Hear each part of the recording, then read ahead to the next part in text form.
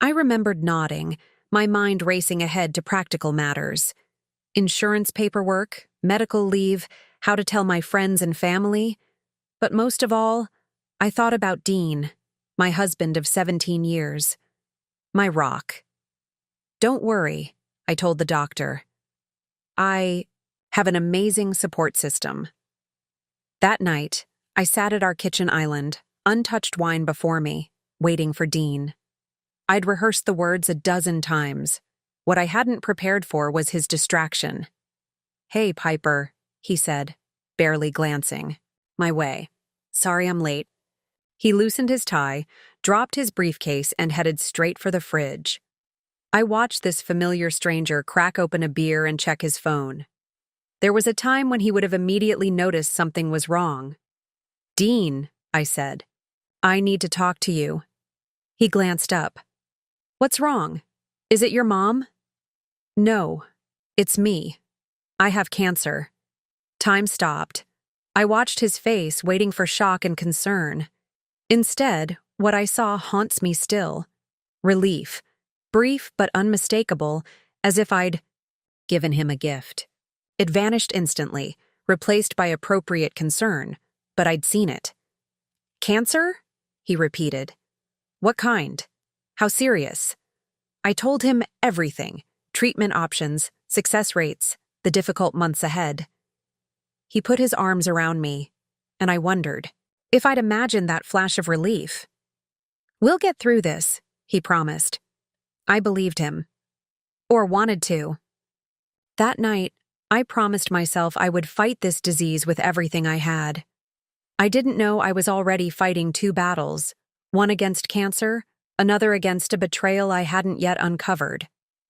The first signs were subtle. Dean started working, late more often.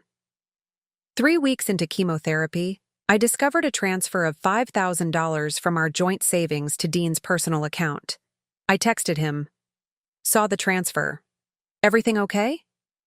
His suspiciously quick response: "Just moving funds for tax purposes. I'll explain later," but later never came. When I brought it up, he launched into a complex explanation that made my chemo-foggy brain shut down. That was my first mistake. By the time I lost my hair, I'd also lost track of nearly $30,000 from our accounts. Each time I questioned a withdrawal, Dean had a ready explanation. Each time I chose to believe him. Fighting cancer took everything I had. I didn't have the energy to fight my husband too. Then came the day I found the receipt. I was looking for a prescription Dean had signed for. I searched his office, rifling through papers on his desk. The Tiffany & Cohen receipt was for a diamond bracelet. $2,500, purchased 2 days earlier on our joint credit card. My birthday was months away. Our anniversary had just passed with only a modestly priced scarf. "We should be practical with medical expenses," he'd said. In 17 years, Dean had never spent that much on jewelry for me. And now, while I was fighting for my life, he was spending thousands on... What? For whom? Instead of confronting Dean immediately, I began to investigate. In his bottom drawer, I found his financial records. The most recent statement confirmed the $5,000 transfer from our joint savings. But it also showed something else: an immediate outgoing transfer of $4,800 to another account. The account holder's name was visible only as A. Monroe. My hands trembled as I continued. The pattern was clear. For at least 6 months, since before my diagnosis, Dean had been moving money from our joint savings into his personal account, then immediately transferring most of it elsewhere. In total, nearly $75,000 had gone to this mysterious A. Monroe. $75,000? Almost half of what we'd set aside for our retirement cabin. I leaned back in the chair, fighting for clarity. A. Monroe. The name meant nothing to me. I needed more information. Outside, the afternoon light was fading. Dean would be home in a few hours. He'd been predictable lately. Home by 7, distracted dinner conversation, work in his office until late, bed around midnight. I stood to leave, My gaze caught on our wedding photo. The happiness in our expressions was unmistakable. Had he ever really loved me? Or had that too been a performance? I touched my bare scalp, feeling the unfamiliar contours of my head. The old Piper might have confronted Dean immediately, demanded answers through tears. But cancer had changed me. I'd faced mortality and found a core of steel I hadn't known existed. This new Piper would be strategic, methodical. I wouldn't just uncover Dean's betrayal. I would understand its full scope. The game had changed. Dean just didn't know it yet. I met Dean Wallace at a charity fundraiser for children's literacy. I was 27, he was 29. My roommate Jenna insisted it would be good networking. Plus, eligible bachelors loved to show off their generosity. I agreed to go because reading had saved me after my parents' divorce. Books had been my escape, my comfort, my teachers. I felt out of place in my one designer dress, examining children's artwork when a voice beside me said, "That one's my favorite," pointing to a red rocket ship. Painting. I turned to find a tall man in a tailored suit, dark hair showing silver at the temples, warm brown eyes crinkled from smiling. "Mine too," I replied. "It's hopeful." "How so?" The artist saw beyond their circumstances. They imagined adventure, possibility. "I'm Dean Wallace," he said, extending his hand. "Piper Collins." What should have been a brief conversation stretched into hours. He spoke passionately about how financial security could open doors to what truly mattered. "Money isn't the end goal," he said. "It's what money allows you to do. Financial freedom means having choices." Dean was everything I hadn't known I was looking for. Stable where I was spontaneous, methodical where I was intuitive. He balanced my impulsiveness with careful consideration. I brought color into his ordered world. "You make me see possibilities I never considered," he told me 6 months in. What drew me most to Dean was the vision we created together, a partnership of equals built on mutual respect and absolute trust. Our courtship wasn't without challenges. Dean's parents, particularly his mother Suzanne, would have preferred someone from a good family, unlike my broken one. Someone with old money, unlike my self-made status. "They'll come around," Dean assured me. When he proposed a year later, he said, "You make me better, Piper. I want 50, 60, 70 years with you." The ring was elegant but not ostentatious. "I know you're not into flashy, but I wanted something that would last forever. Like us. Like us. Forever." I believed him completely. Our wedding was small by Wallace standards. 100 guests at a waterfront venue. Dean's eyes filled with tears when I walked down the aisle in my mother's restored lace veil. "I promise to be your partner in all things," he vowed. "To be honest, faithful, and true all the days of my life." I repeated similar promises, meaning every word. The photographs showed two people incandescent with love. I raised an eyebrow. "You thought I'd be okay with my husband leaving me for his pregnant mistress and giving her my house." She flushed. "He said you two had grown apart, that you were relieved actually, that you wanted out but didn't know how to say it." The audacity of his lies stunned me. "None of that is true." "I'm realizing that," she said quietly. She took a deep breath. "But I need you to understand something too. I'm not just some homewrecker. David and we have something real. And this baby deserves a stable home." "I agree," I said. "Just not my home." She bit her lip. "Elizabeth, I don't want to be cruel, but I think we both know David and I will end up with this house." He told me about his connections, the judges who owe him favors. There it was. She hadn't come to apologize. She had come to deliver an ultimatum. "David's very generous," she continued, resting a hand on her small bump. "If you cooperate now, avoid an ugly court battle, he's prepared to offer you a very fair settlement. Enough for a nice condo downtown, with plenty left over." I looked at her. This young woman who had slept with my husband, who was carrying his child, who now sat in my kitchen calmly explaining how I should surrender my home to them, and something inside me shifted. "Tell me, Amber," I said, my voice deceptively soft. "Does it bother you at all, knowing he was married when you got involved with him?" She shrugged, dropping the vulnerable act. "Marriages end all the time. Yours was already over in all but name. David told me everything, how you two hadn't been intimate in over a year, how you were just going through the motions. Another lie, but I didn't bother correcting her. Instead, I asked the question that had been nagging at me since yesterday. And you're absolutely certain the baby is his?" Her eyes flashed with anger. "Of course it is. What kind of person do you think I am?" I almost laughed. A woman who sleeps, with married men asking about her character. "Just checking," I said, "because David had a vasectomy 3 years ago." The color drained from her face. "What?" "No, he didn't. He would have told me." "Would he? He told you a lot of things that weren't true." This was a bluff, of course. David hadn't had a vasectomy, but watching her reaction told me everything I needed to know. She stood abruptly. "This is just a pathetic attempt to cause problems between us. It won't work." "If you're so confident," I said, walking her to the door, "then I'm sure you won't mind a paternity test." She stopped in the doorway, turning to face me with narrowed eyes. "This isn't over," I smiled thinly. "On that we agree." As I watched her drive away in her luxury SUV, my mind was racing. I had meant the vasectomy story as a simple jab, a way to plant doubt. But her reaction suggested something I hadn't considered. Was she really so certain the baby was David's?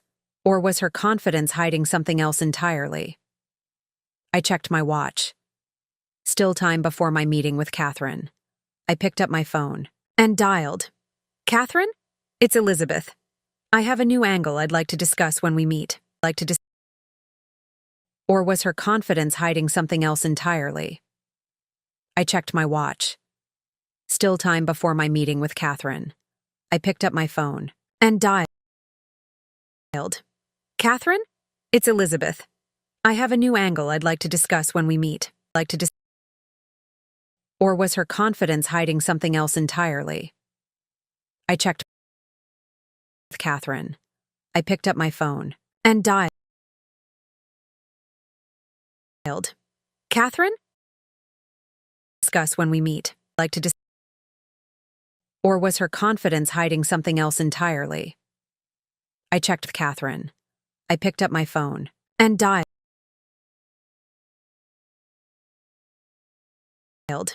"Catherine? Discuss when we meet. Or was her confidence hiding something else entirely? I checked with Catherine. I picked up my phone and dialed.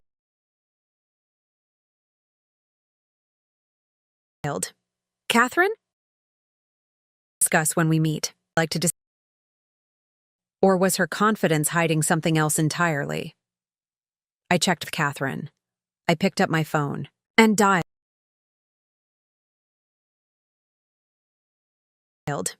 "Catherine? Discuss when we meet. Or was her confidence hiding something else entirely? I checked with Catherine.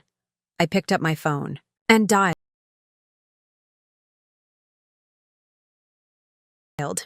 "Catherine? Discuss when we meet. Or was her My phone buzzes with a text from Andrew. "How'd it go?" I type back, "Exactly as expected. The revolution has begun." The first week passes in a blur of meetings, presentations, and strategic planning. I meet individually with each executive, diving deeper into their divisions and assessing both their expertise and their willingness to adapt. Patricia Meyer, unsurprisingly, proves to be a valuable ally. Over coffee in my new office, she provides insights that confirm my research and reveal additional opportunities. "I've been trying to get the Digital Distribution Initiative approved for 3 years," she explains. her frustration evident despite her professional demeanor. Richard kept insisting that traditional channels were more reliable and better suited to our brand image. While Amazon and other online retailers were eating our lunch, I observe. She nods, relief visible at finally being heard. Exactly. Our ebook strategy is practically non-existent compared to our competitors. That changes immediately, I assure her. I want a comprehensive digital expansion plan on my desk by Monday. Patricia hesitates before asking the question I've been expecting. If you don't mind me asking, why did you target Harman specifically? There are other publishing houses with similar vulnerabilities. I consider how much to share. Patricia has proven herself competent and likely trustworthy, but I'm still establishing boundaries between my personal motivations and professional decisions.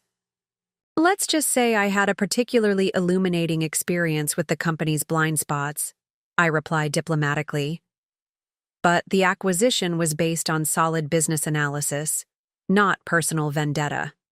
She accepts this with a nod, though her expression suggests she suspects there's more to the story. My meeting with Thomas Blackwell proceeds less amicably. His 20-year tenure as COO has made him the de facto guardian of Richard's traditional approach, and his resistance to change is deeply entrenched. These initiatives risk alienating our core audience, he argues when I outline my plans for expanding into more diverse literary genres. Harman readers expect a certain type of content. Harman readers are declining in number every quarter, I counter. We need to cultivate new audiences while maintaining our existing base. His skepticism is evident in every line of his body. Language. With all due respect, Mrs. Sullivan, publishing is a unique industry with specific sensibilities. It's not like other businesses. With all due respect, Mr. Blackwell, that attitude is precisely why Harman is losing market share. I meet his gaze directly. And it's CEO Sullivan or Eleanor, not Mrs. Sullivan. He flushes slightly, but doesn't acknowledge the correction. I've given my life to this company. I know what works. What worked? I emphasize again. The marketplace has evolved. Either we evolve with it, or we become irrelevant. By the end of the meeting, it's clear that Blackwell will be my greatest internal challenge. He's too experienced to dismiss outright, but too resistant to change to fully trust with implementation of new initiatives. The youngest division head, Robert Chen, proves to be the most surprising. During our meeting, he reveals a cache of proposals he'd developed over the past 2 years. Digital strategies, diversity initiatives, modernized marketing approaches, all of which had been rejected by Richard and Blackwell. I stopped bringing them up at executive meetings after a while, he admits. It became clear that innovation wasn't welcome unless it came from the top. Consider the top changed, I tell him. I want to review all of these in detail. By Friday, my assessment of the executive team is complete. Patricia and Robert are valuable assets worth developing. 2 division heads are competent but cautious, waiting to see which way the wind blows before committing. Blackwell remains a concern, and James Winters, the fiction head who rejected my manuscript years ago, appears actively hostile to my leadership. That evening, Andrew and I attend a charity gala, the first social event since my acquisition of Harman. The underlying buzz is palpable as we enter. Conversations pause momentarily, heads turn, and whispers follow in our wake. "You've certainly made an impression," Andrew murmurs, his hand warm against the small of my back. "That was rather the point," I reply with a small smile. Caroline Harman approaches, elegant in midnight blue. "Eleanor, Andrew," she greets us with surprising warmth. "Lovely to see you both." "Caroline," I respond, genuinely pleased to see her. Our text exchanges throughout the week have revealed a woman far more perceptive and progressive than her public persona suggests. "Is Richard here this evening?" Her smile tightens slightly. He began taking calls in the backyard or garage, his voice too low to overhear. "Weekends, once sacred time for us, became fragmented by emergency client meetings that couldn't wait until Monday. When he was home, Dean was physically present but mentally elsewhere. His responses to my questions were delayed and distracted. "Sorry, what was that?" he'd ask, looking up from his phone with vacant eyes. I found myself repeating conversations, reminding him of plans we'd made, experiencing the disorienting sensation of speaking to someone who looked like my husband but couldn't quite remember how to be him. Our intimate life withered.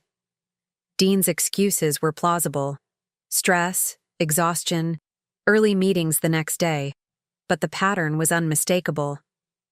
When we did connect physically, it felt mechanical, a box checked rather than a passion shared. He no longer looked into my eyes, no longer whispered my name afterward. He would roll away quickly, claiming he was too warm or needed to check something, for work. I began keeping a mental inventory of these changes, questioning my own perceptions. Was I being paranoid? Overly sensitive?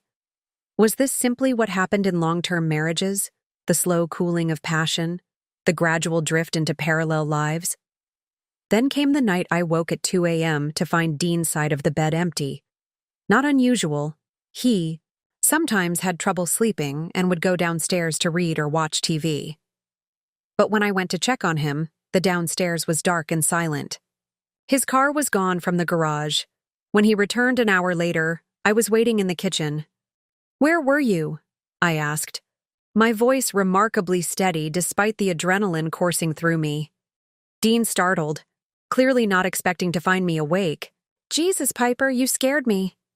He set his keys on the counter, avoiding my eyes. "Couldn't sleep, went for a drive to clear my head." "At 3 in the morning?" I had a lot on my mind. Work stuff. He ran a hand through his hair, which looked suspiciously neat for someone who had supposedly been tossing and turning. "Why are you up?" "I woke up, and you were gone." I was worried. "Sorry."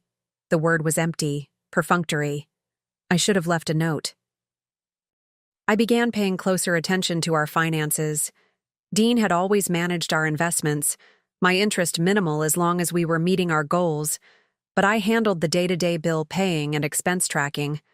Nothing seemed obviously amiss at first. Our mortgage was paid on time, utilities current, credit card balances reasonable.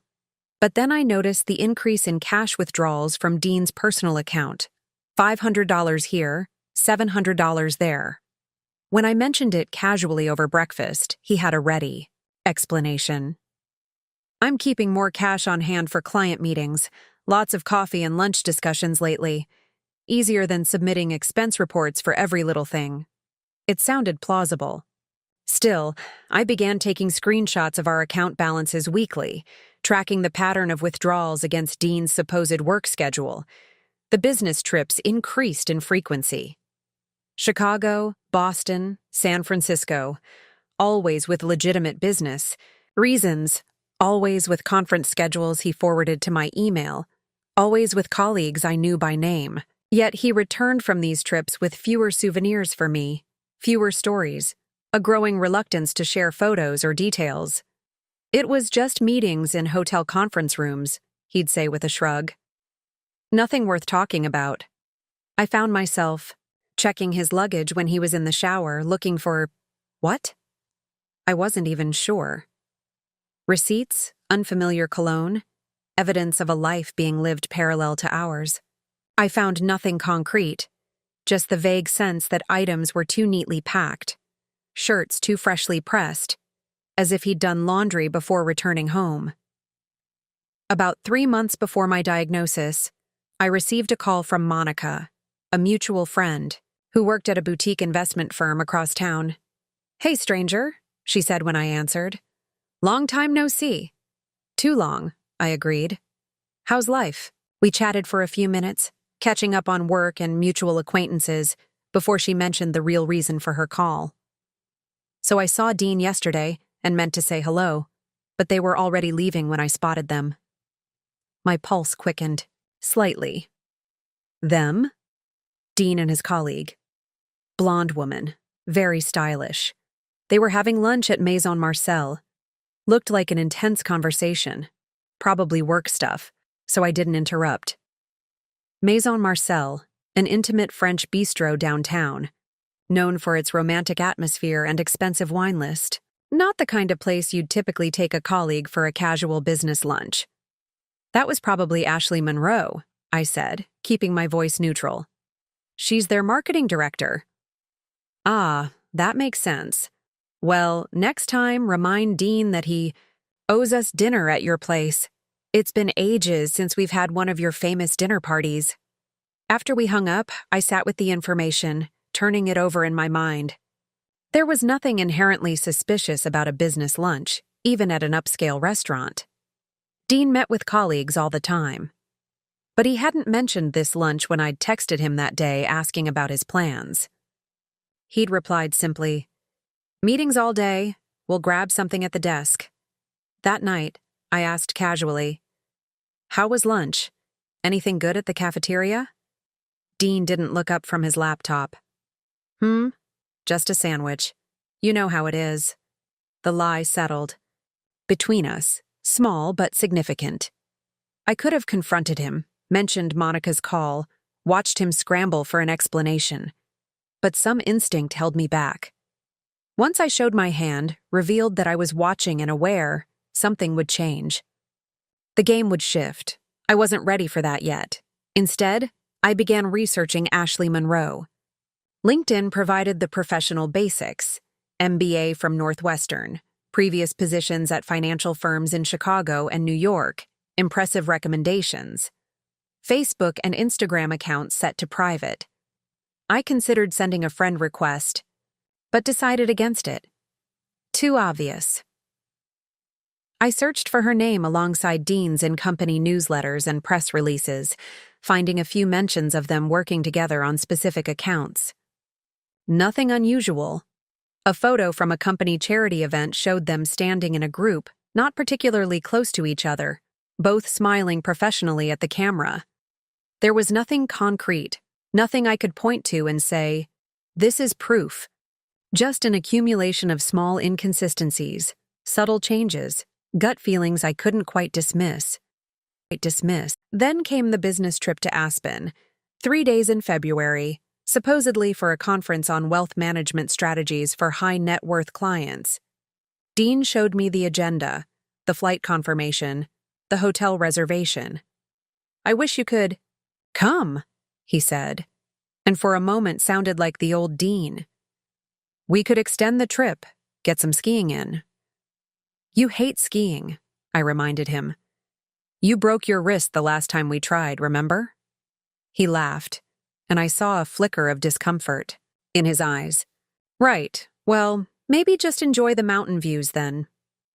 "Next time," I said. "I've got that big project for the tech startup. The timeline's too tight for me to get away." "Right," he echoed. "Next time." While he was gone, I immersed myself in work, trying to ignore the hollow feeling in our home. The absence that felt more significant than it should have for a routine business trip. I checked his location occasionally through our shared family account. The blue dot remained in Aspen, moving between the hotel and conference center as expected. The day before he was due to return, I received a call from my doctor's office. They had an opening for the follow-up to discuss my mammogram results. Could I come in tomorrow morning? I agreed, making a mental note to tell Dean when he called that evening. But he didn't call. A text came instead. "Long day of sessions. Heading to dinner with the team. Talk tomorrow." The next morning, I sat in the sterile examination room alone as the doctor explained they'd found concerning calcifications. A biopsy was needed. We shouldn't panic, but should prepare for the possibility of unwelcome news. I nodded, asked appropriate questions, scheduled the biopsy. Then I sat in my car in the hospital parking garage and called Dean. No answer. I sent a text. "Need to talk when you get home. Important." His reply came an hour later. "Landing at 2. We'll be home by 4. I waited, the weight of potential bad news and growing suspicion creating a pressure in my chest that made it difficult to breathe. At 4:30, I heard his key in the lock. He entered, carrying his suitcase and a small gift bag. "Sorry I'm late," he said. "The Uber got stuck in traffic." Traffic. He handed me the gift bag. "Brought you something." Inside was a small box of gourmet chocolates with the name of an Aspen confectioner on the lid. A safe, impersonal gift that could have been purchased in the airport. I set it aside. "We need to talk," I said, my voice steadier than I felt. "What's wrong? Did something happen with your client?" "I went to the doctor this morning. They found something on my mammogram. I need a biopsy." Dean's face paled. He crossed the room in 3 quick strides, sitting beside me on the couch. "A biopsy? Piper, why didn't you call me right away?" "I did," I replied simply. "You didn't answer." He looked away briefly, pulling out his phone. "I had it on silent during the flight. I see your call now." He reached for my hand. "What did the doctor say exactly?" I repeated what I'd been told. Suspicious calcifications, need for further testing, the statistical likelihood of various outcomes. As I spoke, Dean's expression grew increasingly troubled. He squeezed my hand, asked appropriate questions, promised we would face this together. For a moment, he seemed entirely present, entirely mine, the man I had married, the partner I had trusted with my life. "When is the biopsy scheduled?" he asked. "Next Thursday." "I'll be there," he said firmly. "I'll clear my schedule completely." I nodded, wanting to believe him. "How was Aspen?" The transition was abrupt, and I saw him recalibrate. "Productive. Good sessions on portfolio diversification in volatile markets." He attempted a smile. "Nothing you'd find interesting." "Did the whole team go?" "After your acquisition of Harmon." Richard's reaction made some things very clear about our relationship. Her expression is resolute rather than distressed. "I've been considering returning to publishing myself. I was an editor before becoming Richard's wife," I finished for her. "I remember your work at Ashcroft Literary. You discovered several significant authors." She looks genuinely touched that I know this detail. "Yes, before I set it aside to manage Richard's social calendar." "Harmon is expanding its editorial team," I mentioned casually. "Particularly for the new imprint." Her eyes widened slightly. "Richard would see that as the ultimate betrayal." "Possibly. Or as a professional woman making decisions based on her own expertise rather than her marital status." I hand her my card. "Call me when you're ready. No pressure either way." As the I. Conference concludes, trade publications are already running headlines about Harmon's industry-defining vision and my agenda-setting keynote. Competitor CEOs approach with partnership proposals, and several major agents request meetings to discuss their client lists. Andrew meets me outside the venue, his proud smile genuine. "I just got a text from my managing partner. Apparently, you're the talk of the publishing world." "For this news cycle, at least?" I reply pragmatically. "Longer than that, I suspect." He takes my hand as we walk toward our car. "Richard just announced he's postponing the Heritage Press launch to refine their strategic approach." I allow myself a small smile. Translated from executive speak. They're completely revising a strategy that suddenly looks outdated. "You've won this round decisively," Andrew observes. "It was never about winning," I correct him. "It was about transforming. The industry, Harmon, my own story." "And Richard?" I consider this as we drive away from the conference center. Richard was necessary, a catalyst for change, but he was never the actual goal. The realization feels significant. While Richard still sees this as a personal battle, I've moved beyond that framework entirely. He remains fixated on the past while I'm building the future, a future that will render his approach obsolete regardless of his personal feelings about me. The invisible, Housewife hasn't just become visible, she's become visionary.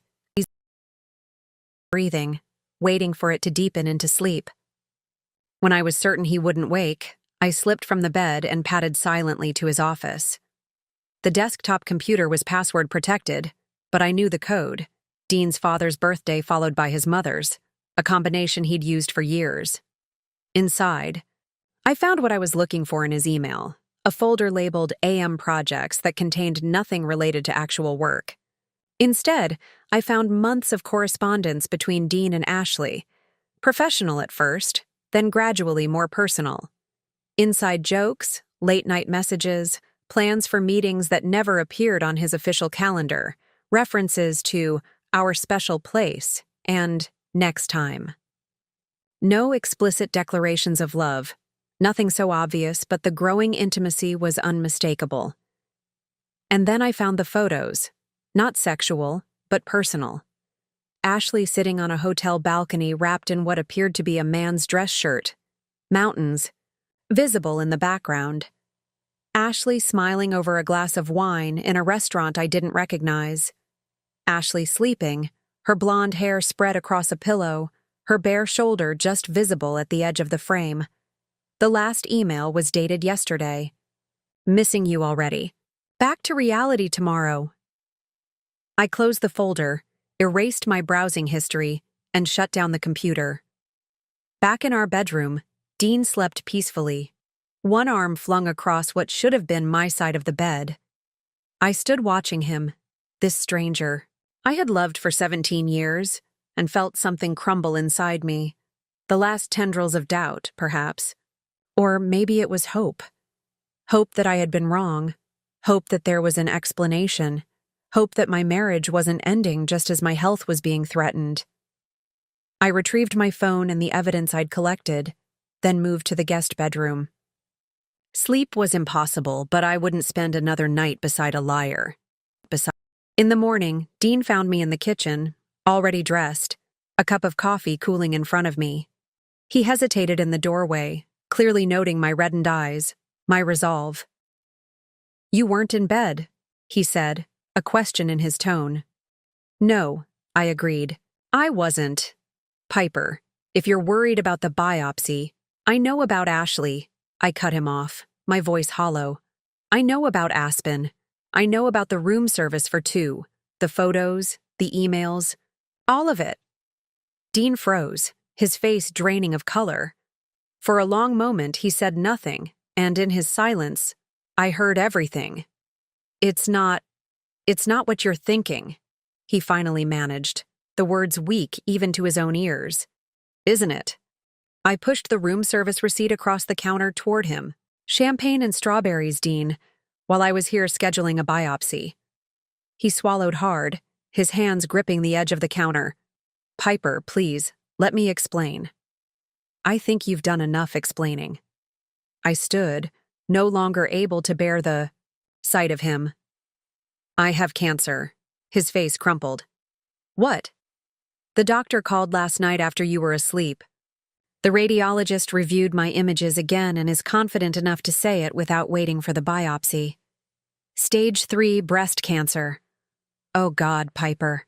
He reached for me. "We can work through this. I'll end it, I swear.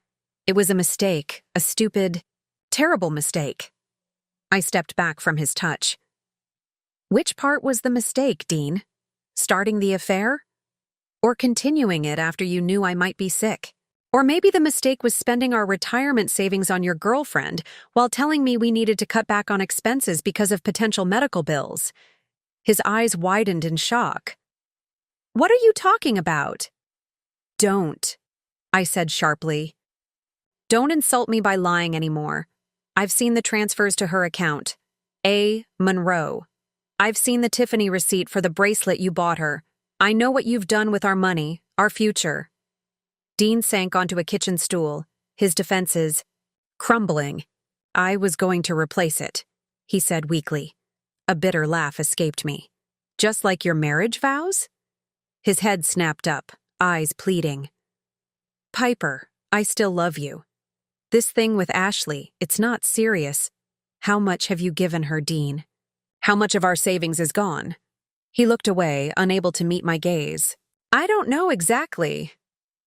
I do, I said coldly. $75,000 so far, that we were supposed to be saving for medical emergencies, like cancer. Dean buried his face in his hands. I'll get it back. I'll work extra, take on more clients. We'll still have the retirement we planned, I promise. There is no we anymore, I said, my voice breaking for the first time. You made sure of that. The days following my confrontation with Dean took on a surreal quality.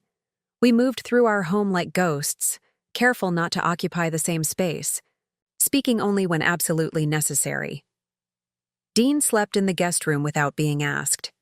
I locked the bedroom door anyway. My diagnosis was confirmed officially by the biopsy. Dean had promised to attend, but didn't. He sent a text an hour before, claiming an unavoidable client emergency. I sat alone as the doctor explained treatment options, prognosis, statistics, and next steps. I took notes in the leather-bound journal Dean had given me for our anniversary 3 years ago. My handwriting precise and steady despite the storm raging inside me. Stage 3 invasive ductal carcinoma, aggressive but treatable. Surgery recommended, followed by chemotherapy and radiation. I listened and nodded, asked questions about survival rates and side effects, scheduled appointments with specialists. I was surprisingly calm, as if the betrayal of my husband had numbed me to all other catastrophes. In the parking lot afterward, I called Jenna, my oldest friend. I need a lawyer, I said without preamble. Someone who specializes in high-asset divorces. There was a brief silence. Piper, what's happened? Dean's having an affair? He spent $75,000 of our savings on his mistress. And I have cancer. Another silence, longer this time. I'll be at your house in an hour. True to her word, Jenna arrived with takeout food I couldn't eat, a bottle of wine I couldn't drink due to my new medications, and the name of the best divorce attorney in Seattle. Calvin Friedman, she said, writing down the contact information. He's ruthless but fair, and he knows the financial industry inside out. His ex-wife was actually Mark's college roommate, which is how I know him. I clutched the paper, like a lifeline. I need to be smart about this, Jenna. I can't afford to make emotional decisions. She studied me carefully. Are you sure about divorce? Sometimes people make mistakes, especially when facing mortality. He was seeing her before my diagnosis. I cut in. And he continued after he knew I was sick. He spent our savings, money. We set aside for emergencies for our future, on hotel rooms and jewelry for her while I was scheduling cancer treatments. My voice remained eerily calm.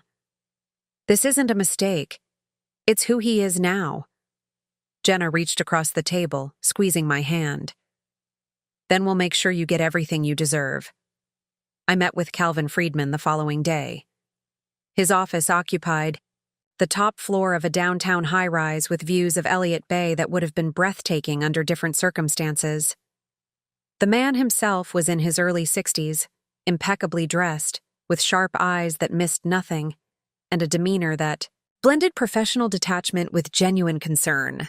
Mrs. Wallace, he said, gesturing to a chair across from his imposing desk. I understand you're facing a difficult situation on multiple fronts.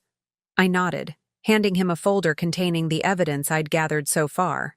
Bank statements showing the transfers, credit card receipts, screenshots of emails I'd found. Before we begin, I said, I need to be clear about my priorities.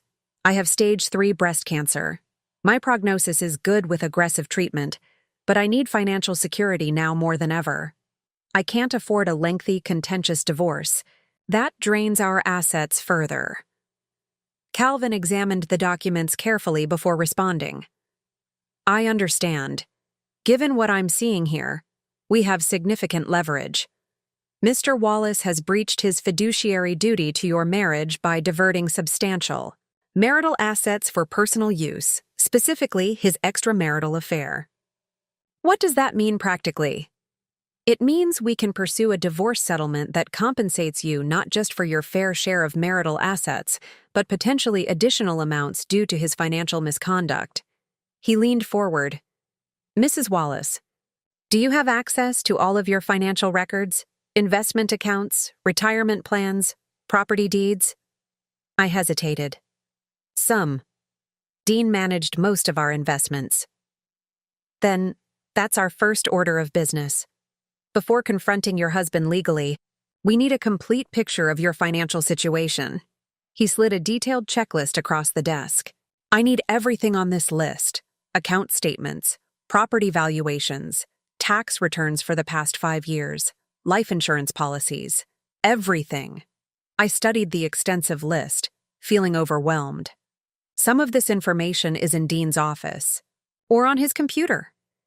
Get what you can legally access. For the rest, we'll use discovery processes once proceedings begin. Calvin's expression softened slightly. Mrs. Wallace, I understand you're dealing with a health crisis on top of marital betrayal. My job is to handle the legal and financial aspects so you can focus on your treatment and recovery. I nodded gratefully. How do I prevent Dean from moving more money while we're preparing?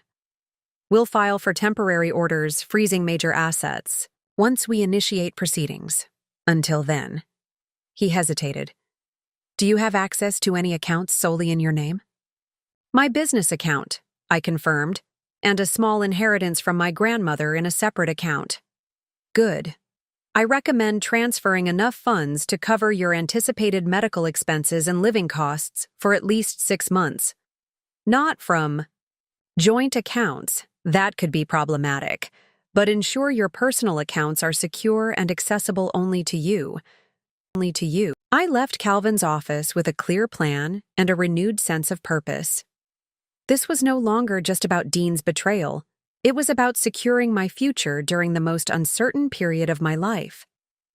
That evening, while Dean worked late or so, he claimed I began the painstaking process of documenting our financial life. In the home office, I photographed relevant documents, downloaded statements from accounts I had access to, created spreadsheets tracking our major assets. I was methodical, careful to leave everything exactly as I'd found it. The next day, I opened a new checking account at a different bank from the one we'd always used, transferring funds from my business account to cover immediate needs. I changed passwords on my personal email and cloud storage accounts. I removed my personal and business documents from our shared filing cabinets, storing them instead in a lockbox in Jenna's garage. Through it all, I maintained a facade of normalcy with Dean. We existed in a strange limbo, neither acknowledging nor resolving the revelation of his affair. He continued to work long hours, coming home after I'd gone to bed, leaving before I woke. The few times we did interact, he made awkward attempts at caretaking, offering to pick up prescriptions, asking about doctor appointments, preparing meals I couldn't stomach due to medication side effects. I'm still here for you, he said one evening as I sat at the kitchen table reviewing medical insurance paperwork. Despite everything, I want to support you through this. I looked up at him, this man I'd once trusted with my heart, my body, my future. I'd prefer to handle it myself, I said evenly. A week after my confrontation with Dean, I received an unexpected text from an unknown number. This is Ashley Monroe. We need to talk. My heart raced as I stared at the message. How had she gotten my number? What could she possibly have to say to me that would matter now? I showed the text to Jenna, who was helping me prepare for my first chemotherapy session. Don't respond, she advised immediately. Nothing good can come from engaging with her. I nodded, setting my phone aside, but the message nagged at me. What did Ashley want? To apologize? To justify? To ask me to let Dean go? The possibilities circled in my mind, distracting me from the more important matters at hand. 2 days later, as I was leaving a pre-chemo appointment, I saw her. Ashley. Monroe was leaning against my car in the hospital parking garage, her arms crossed, her expression unreadable. She was even more striking up close, Tall and elegant in an expensive-looking trench coat, her blonde hair pulled back in a sleek ponytail. I approached slowly, keys clutched in my hand, suddenly conscious of my own appearance. The weight I'd already lost, the pallor of my skin, the woolen cap covering my thinning hair. "Mrs. Wallace," she said, straightening as I neared. "Thank you for meeting me." "This isn't a meeting," I replied coolly. "You're waiting at my car without invitation. Some might call that stalking." She had the grace to look uncomfortable. "I apologize for the intrusion. You didn't respond to my text, and I needed to speak with you." "About what? Your affair with my husband? The money he's been giving you from our savings? The future you're planning together while I fight cancer?" My voice remained steady, betraying none of the turmoil beneath. Ashley's expression shifted, confusion clouding her features. "Money? What money?" I laughed bitterly. "Please don't insult my intelligence. The transfers to your account, A. Monroe. The gifts, the hotels, the diamond bracelet from Tiffany's." She shook her head slowly. "Mrs. Wallace, Dean hasn't given me any money. Yes, we've been involved romantically, and I won't pretend otherwise. But I have my own money. I've never taken a cent from him." I studied her face, looking for signs of deception, but finding only what appeared to be genuine bewilderment. A cold feeling settled in the pit of my stomach. "If Dean hasn't been transferring money to you," I said carefully, "then who is A. Monroe?" "A. Monroe," Ashley's brow furrowed. "I have no idea, it's not me. My middle name is Elizabeth, Ashley Elizabeth Monroe.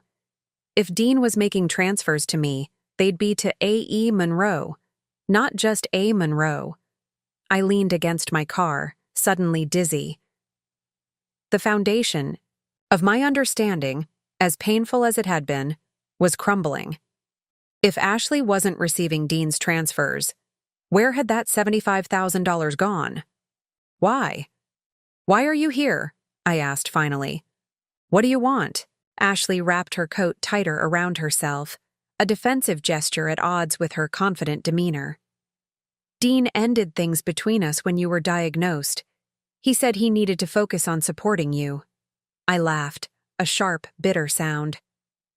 "Is that what he told you?" "Dean didn't end anything. He was with you in Aspen while I was scheduling my biopsy.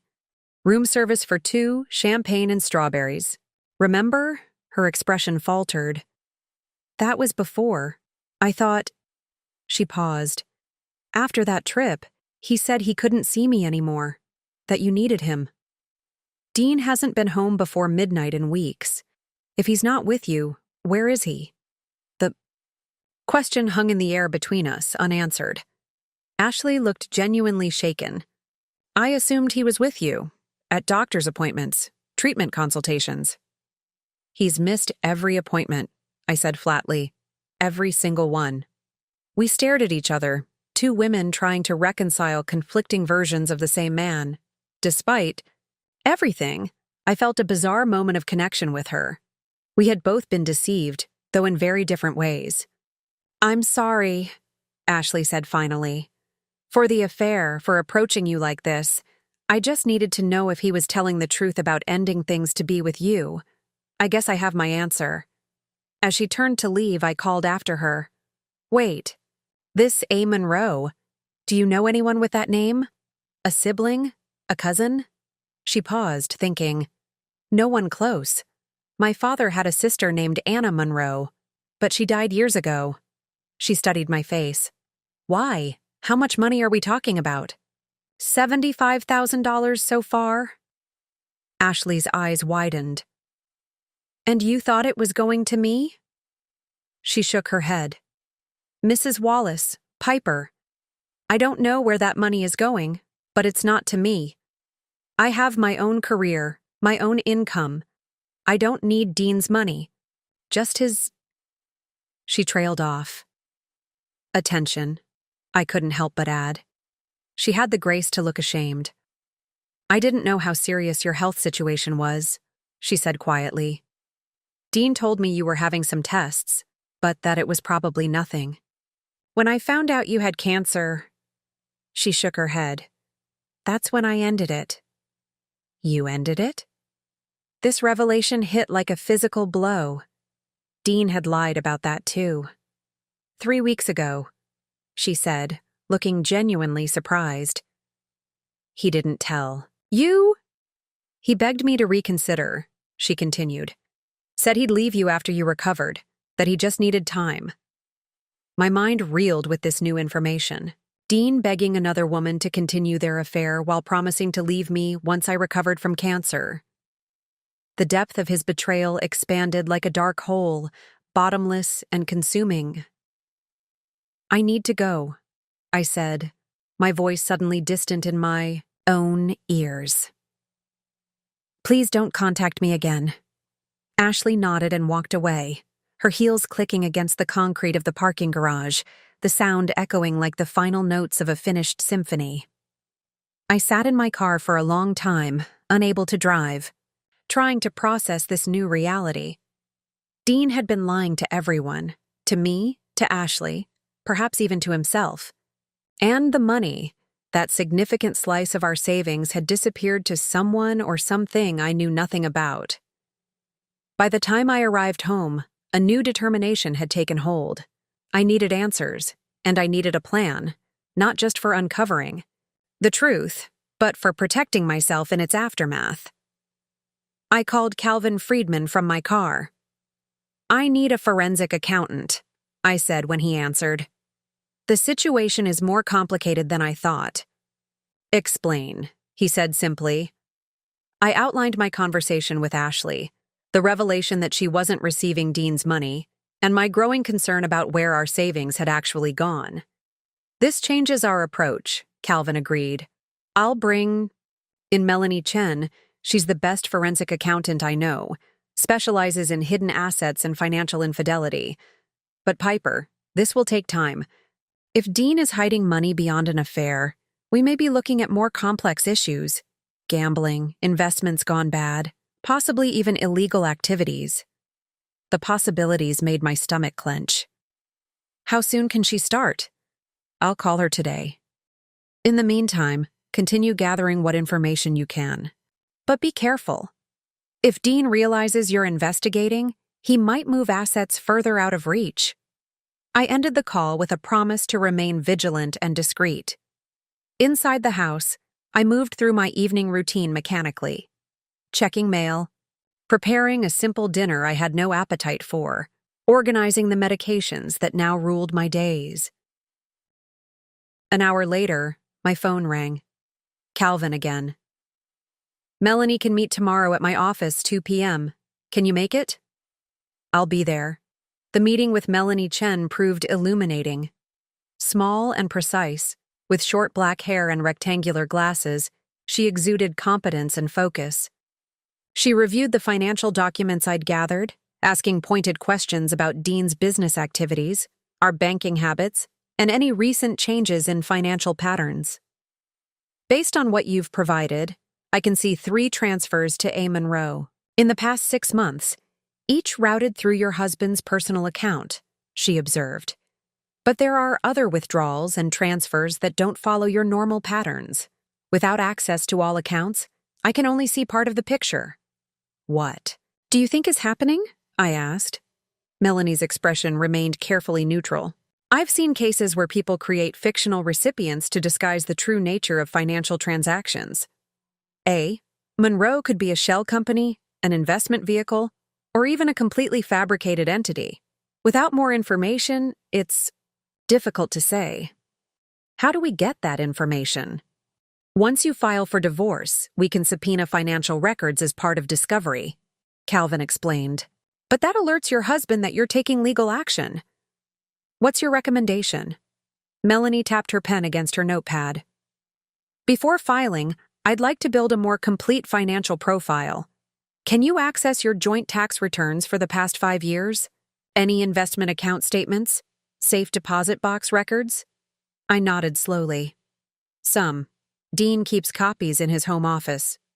Get what you can without raising suspicion, she advised. And there's one more thing to consider: your health costs. Going forward, cancer treatment is expensive, even with good insurance. You need to secure your financial position before medical bills potentially complicate matters. This practical reminder brought me back to the harsh reality of my situation. Beyond the betrayal and deception, I was fighting for my literal survival. I needed resources not just for a divorce, but for the battle against the disease trying to kill me. The three of us developed a strategy. I would gather additional financial information while maintaining the strained status quo with Dean. Melanie would analyze what I could provide, building a preliminary financial picture.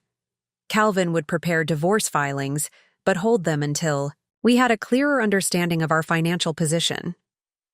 "What about my cancer treatments?" I asked. "The first chemotherapy session is scheduled for next week. I can't delay medical care while we sort out this mess." "Use your health insurance as usual," Calvin advised. "Document all medical expenses meticulously. If Dean is the primary policyholder, we'll address continuous coverage in the divorce agreement." I left their office with a detailed task list and a strange sense of relief. The uncertainty remained, but now I had direction, professional support, and a plan forming, not just for uncovering Dean's deception, but for securing my future regardless of what that deception entailed. That evening, I sat in our bedroom reviewing the notes I'd made, creating a checklist of documents to locate and photograph. My thoughts kept returning to that name, A. Monroe. Who or what was it, and why was Dean channeling our savings there? My first chemotherapy session loomed just days away. I'd made arrangements for Jenna to drive me. Dean had offered, but I'd refused, unable to stomach the thought of depending on him for something so vital. The timing felt almost surreal, as my body prepared to be flooded with drugs designed to kill the cancer cells threatening my life.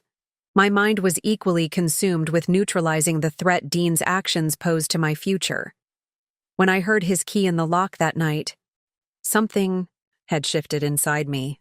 The shock and pain of discovery had crystallized into cold, clear purpose. I wasn't just fighting cancer, I was fighting for justice, for security, for the life I deserved after Dean's betrayal, and I intended to win both battles. The morning of my first chemotherapy session dawned cool and misty, typical Seattle weather that matched my state of mind. I'd barely slept, my thoughts cycling between anxiety about the treatment and determination to continue my financial investigation. Dean had left for work early, or so he claimed, after an awkward exchange in the kitchen. "I can still take you today," he'd offered, hovering near the coffee maker. "You shouldn't have to rely on Jenna." "Jenna doesn't mind," I'd replied, not meeting his eyes. "Piper." His voice had softened, taking on the tone he used when trying to win an argument through emotion rather than logic. "I know things are complicated between us right now, but I meant what I said. I want to support you through this." I finally looked at him then, studying the man I'd once believed would never hurt me. He looked tired, the lines around his eyes deeper than I remembered, a certain haunted quality to his expression. For a brief moment, I almost felt sorry for him. "If you want to support me," I said carefully, "you could tell me about A. Monroe." His expression shifted instantly, the vulnerability replaced by wariness. "What about A. Monroe?" "The account you've been transferring our savings to for the past 6 months," I repeated. "Who is it?" "It's a business investment," he said, setting down his coffee cup with deliberate care. "I told you we were diversifying our portfolio. An investment that required $75,000 from our emergency fund without any documentation. Without any discussion with me?" Dean's jaw tightened. "It's complicated. There's paperwork at the office. I can bring it home tonight, show you the projections." Another lie. I could see it in the way he couldn't quite meet my eyes, in the slight twitch at the corner of his mouth. I'd been married to this man for 17 years. I knew his tells. "Don't bother," I said, turning away. "I have more important things to worry about today." He'd left shortly after, promising to check in later. I'd nodded without responding, focusing instead on preparing for the day ahead. My hospital bag was packed with items from the chemo preparation. Checklist: comfortable clothes, a tablet loaded with books and movies, lotion for dry skin, ginger candies for nausea. The meeting with Melanie Chen proved illuminating. Small and precise, with short black hair and rectangular glasses, she exuded competence and focus. She reviewed the financial documents I'd gathered, asking pointed questions about Dean's business, activities, our banking habits, and any recent changes in financial patterns. Based on what you've provided, I can see 3 transfers to A. Monroe in the past 6 months, each routed through your husband's personal account, she observed. But there are other withdrawals and transfers that don't follow your normal patterns. Without access to all accounts, I can only see part of the picture. What do you think is happening? I asked. Melanie's expression remained carefully neutral. I've seen cases where people create fictional recipients to disguise the true nature of financial transactions. A. Monroe could be a shell company, an investment vehicle, or even a completely fabricated entity. Without more information, it's difficult to say. How do we get that information? Once you file for divorce, we can subpoena financial records as part of discovery, Calvin explained. But that alerts your husband that you're taking legal action. What's your recommendation? Melanie tapped her pen against her notepad. Before filing, I'd like to build a more complete financial profile. Can you access your joint tax returns for the past 5 years? Any investment account statements? Safe deposit box records? I nodded slowly. Some. Dean keeps copies in his home office. Get what you can without raising suspicion, she advised. And there's one more thing to consider: your health costs. Going forward, cancer treatment is expensive, even with good insurance. You need to secure your financial position before medical bills potentially complicate matters. This practical reminder brought me back to the harsh reality of my situation. Beyond the betrayal and deception, I was fighting for my literal survival. I needed resources not just for a divorce, but for the battle against the disease trying to kill me. The 3 of us developed a strategy. I would gather additional financial information while maintaining the strained status quo with Dean. Melanie would analyze what I could provide, building a preliminary financial picture. Calvin would prepare divorce filings but hold them until we had a clearer understanding of our financial position. What about my cancer treatments? I asked. The first chemotherapy session is scheduled for next week. I can't delay medical care while we sort out this mess. Use your health insurance as usual, Calvin advised. Document all medical expenses meticulously.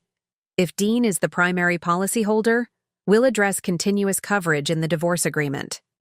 I left their office with a detailed task list and a strange sense of relief. The uncertainty remained, but now I had direction, professional support, and a plan forming. Not just for uncovering Dean's deception, but for securing my future regardless of what that deception entailed. That evening, I sat in our bedroom reviewing the notes I'd made, creating a checklist of documents to locate and photograph. My thoughts kept returning to that name. A. Monroe. Who or what was it, and why was Dean channeling our savings there? My first chemotherapy session loomed just days away. I'd made arrangements for Jenna to drive me. Dean had offered, but I'd refused, unable to stomach the thought of depending on him for something so vital. The timing felt almost surreal. As my body prepared to be flooded with drugs designed to kill the cancer cells threatening my life, my mind was equally consumed with neutralizing the threat Dean's actions posed to my future. When I heard his key in the lock that night, something had shifted inside me. The shock and pain of discovery had crystallized into cold, clear purpose. I wasn't just fighting cancer. I was fighting for justice, for security, for the life I deserved after Dean's betrayal, and I intended to win both battles. The morning of my first chemotherapy session dawned cool and misty, typical Seattle weather that matched my state of mind. I'd barely slept. my thoughts cycling between anxiety about the treatment and determination to continue my financial investigation. Dean had left for work early, or so he claimed, after an awkward exchange in the kitchen. "I can still take you. Today?" he'd offered, hovering near the coffee maker. "You shouldn't have to rely on Jenna." "Jenna doesn't mind," I'd replied, not meeting his eyes. "Piper." His voice had softened, taking on the tone he used when trying to win an argument through emotion rather than logic. "I know things are complicated between us right now, but I meant what I said. I want to support you through this." I finally looked at him then, studying the man I'd once believed would never hurt me. He looked tired, the lines around his eyes deeper than I remembered, a certain haunted quality to his expression. For a brief moment, I almost felt sorry for him. "If you want to support me," I said carefully, "you could tell me about A. Monroe." His expression shifted instantly, the vulnerability replaced by wariness. "What about A. Monroe?"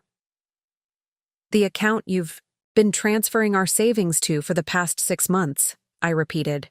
"Who is it?" "It's a business investment," he said, setting down his coffee cup with deliberate care. "I told you we were diversifying our portfolio. An investment that required $75,000 from our emergency fund without any documentation, without any discussion with me?" Dean's jaw tightened. "It's complicated. There's paperwork at the office. I can bring it home tonight, show you the projections." Another lie.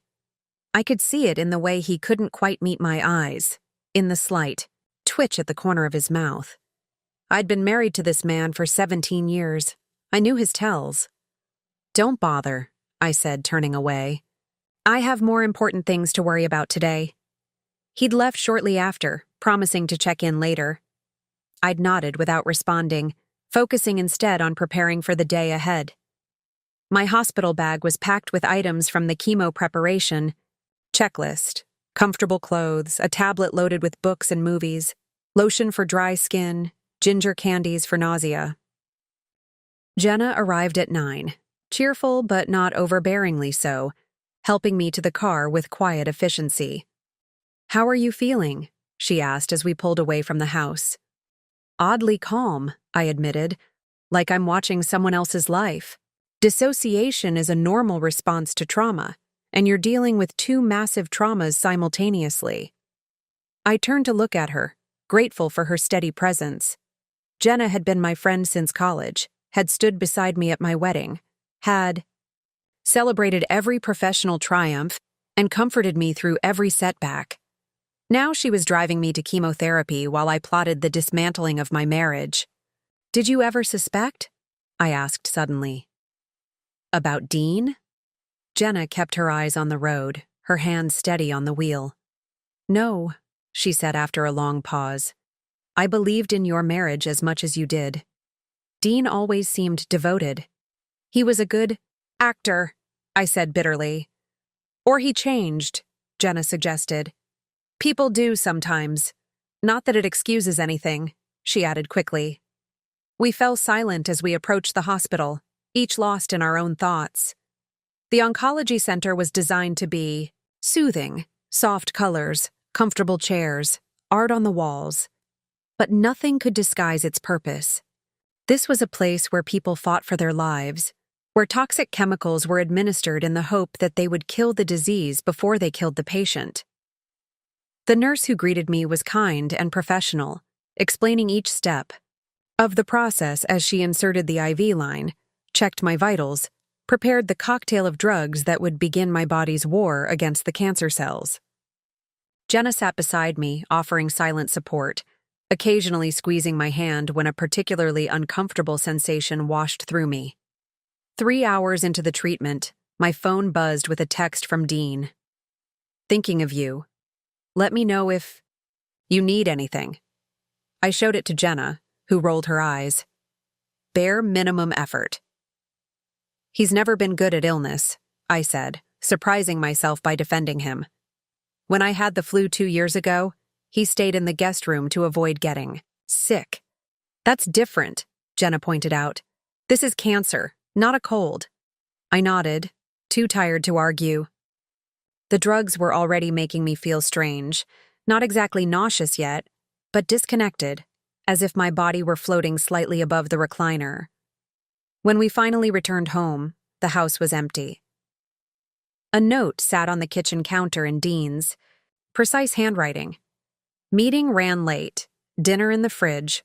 Call if you need me. Jenna read it over my shoulder and snorted. Unbelievable. Your first chemo day and he can't even be bothered to come home early. I said nothing, heading upstairs to change into comfortable pajamas. The exhaustion was bone deep, unlike any tiredness I'd experienced before.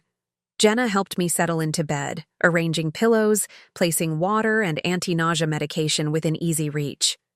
I can stay, she offered. The guest room is made up. Shook my head. I'll be fine. I'm just going to sleep. Call me if anything changes. Anything at all. After she left, I lay in the silence of our bedroom, listening to the familiar creaks and sighs of the house.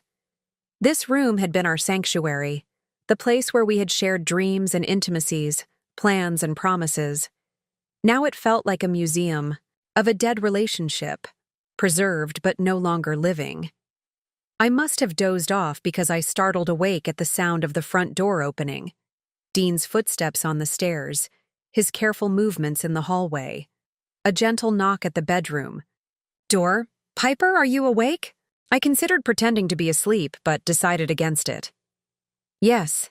He opened the door slowly, his silhouette backlit by the hallway light. How was it? Exhausting, I said truthfully. But straightforward. The nurses were kind. Dean entered, perching awkwardly on the edge of the bed. Any side effects yet? Fatigue. The nausea usually hits on day 2 or 3. He nodded, clearly uncomfortable. This close, I could smell his cologne. The expensive one I'd given him last. Christmas, the one that had been disappearing too quickly because he was wearing it for another woman. I brought you something, he said, placing a small gift bag on the nightstand. It's a journal. The nurse navigator recommended keeping track of symptoms, medications, questions for doctors. I thought it might help. The gesture was thoughtful, precisely the kind of practical support Dean had always been good at providing. For a moment, I glimpsed the man I had married. Attentive, considerate, partnership-oriented. Thank you, I said, meaning it despite everything. Dean hesitated, then reached out as if to touch my hand, stopping just short. Piper, I know you don't want to hear this right now, but I am sorry. For all of it. For all of it. I studied his face in the dim light. He did look sorry, though whether he was sorry for the betrayal or sorry he'd been caught remained unclear. I met Ashley, I said quietly. His entire body tensed, eyes widening in alarm. What? When? After my pre-chemo appointment. She was waiting at my car. Jesus, Piper. He ran a hand through his hair, a gesture of distress I'd seen countless times over our years together. What did she say? That you ended things when I was diagnosed. Then, when I confronted her with evidence that you hadn't, she claimed she ended it 3 weeks ago. I kept my voice even, watching his reactions. She also said she's never received money from you, that the transfers to A. Monroe have nothing to do with her. Dean's face paled visibly, even in the dimly lit room. She had no right to approach you. Not now. Not with everything you're dealing with. That's what you're concerned about? Her timing? Not the fact that you've been lying to both of us? Not the fact that I still don't know where $75,000 of our savings has gone? He stood abruptly, moving to the window, his back to me. It's complicated, Piper. So you keep saying, uncomplicate it for me, Dean. For a long moment, he said nothing, his shoulders rigid with tension. When he finally turned back, his expression was carefully composed. It was an investment opportunity that came through a private channel, high risk but potentially high reward.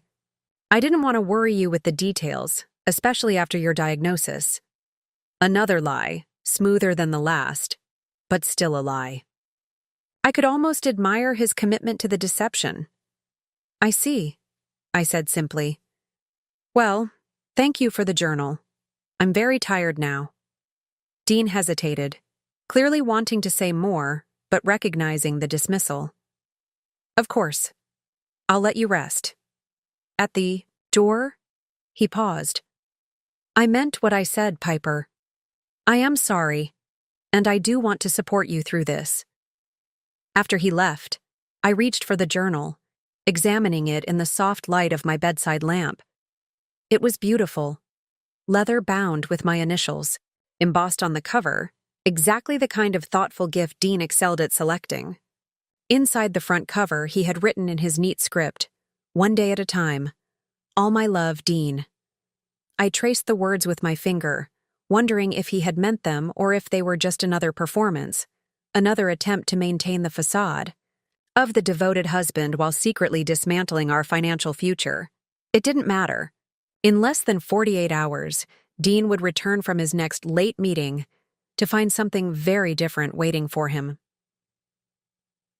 The day after my first chemotherapy session, I woke to the now familiar sensation of Dean tiptoeing around our bedroom, gathering clothes for work while trying not to disturb me.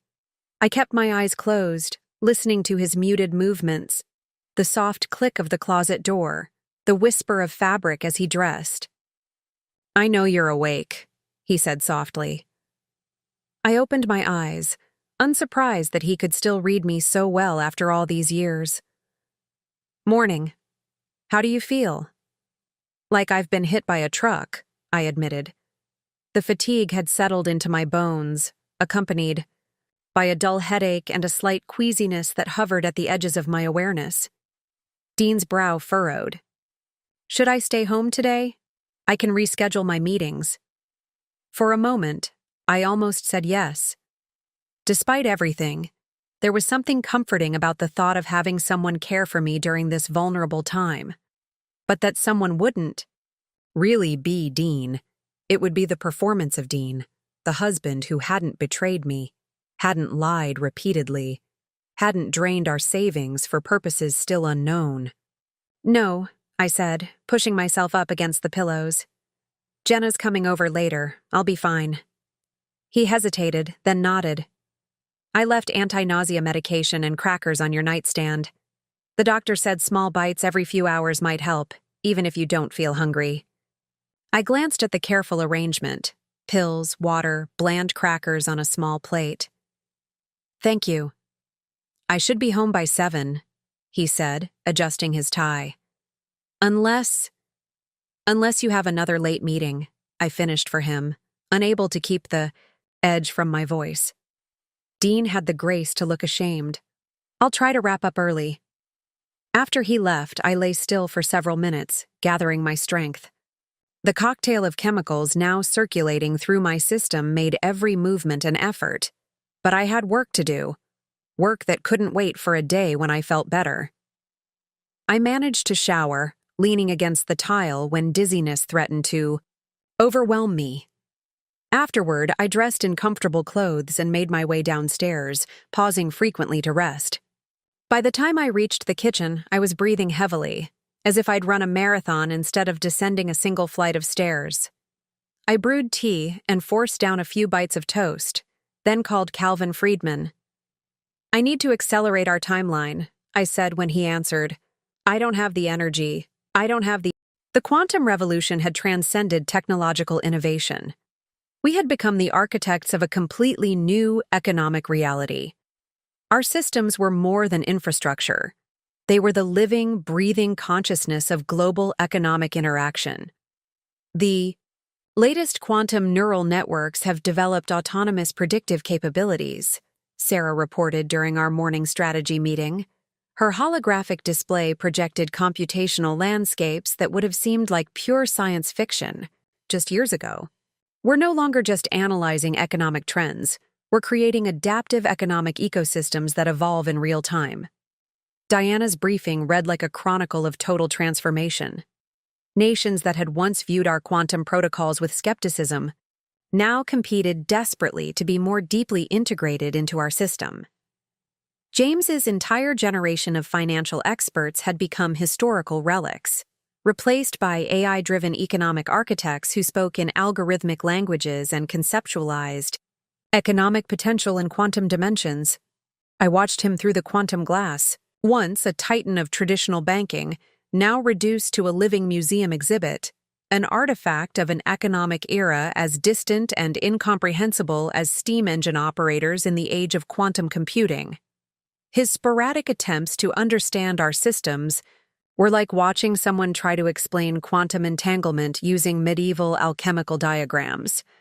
The museum section of our headquarters had become a global pilgrimage site. Economic researchers, technology historians, and international delegations would walk through exhibits that chronicled the complete metamorphosis of financial systems. James's original trading desk stood behind carefully designed quantum glass, a monument to technological resistance and institutional inertia. The International Monetary Fund wants to create a comprehensive global archive, Diana mentioned casually. They're documenting how a hobby business became the primary neural network of global economic exchange. Sarah's latest predictive models made previous economic forecasting look like primitive divination. We're not just predicting economic futures, she explained during a global conference. We're actively engineering economic potential with mathematical precision that transforms theoretical possibilities into tangible, dynamic realities. The World Economic Forum was preparing a definitive documentary. The Chen Transformation, from marginal concept to global economic redesign, would detail our journey from a dismissed startup to the primary architects of a new economic paradigm.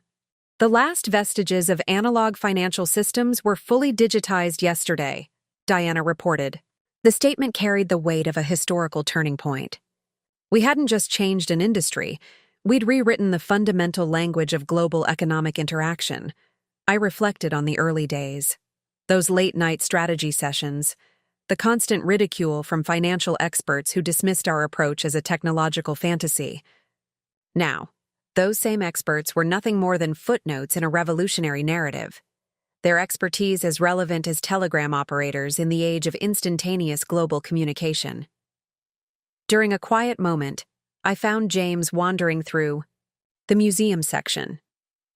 His fingers, once masterful at navigating traditional banking systems, now hovered uncertainly near quantum interfaces that connected global markets in microscopic fractions of a second. "How did you see what nobody else could?" he asked, a complex mixture of defeat, curiosity, and grudging respect in his voice. "Innovation isn't about understanding the present," I replied.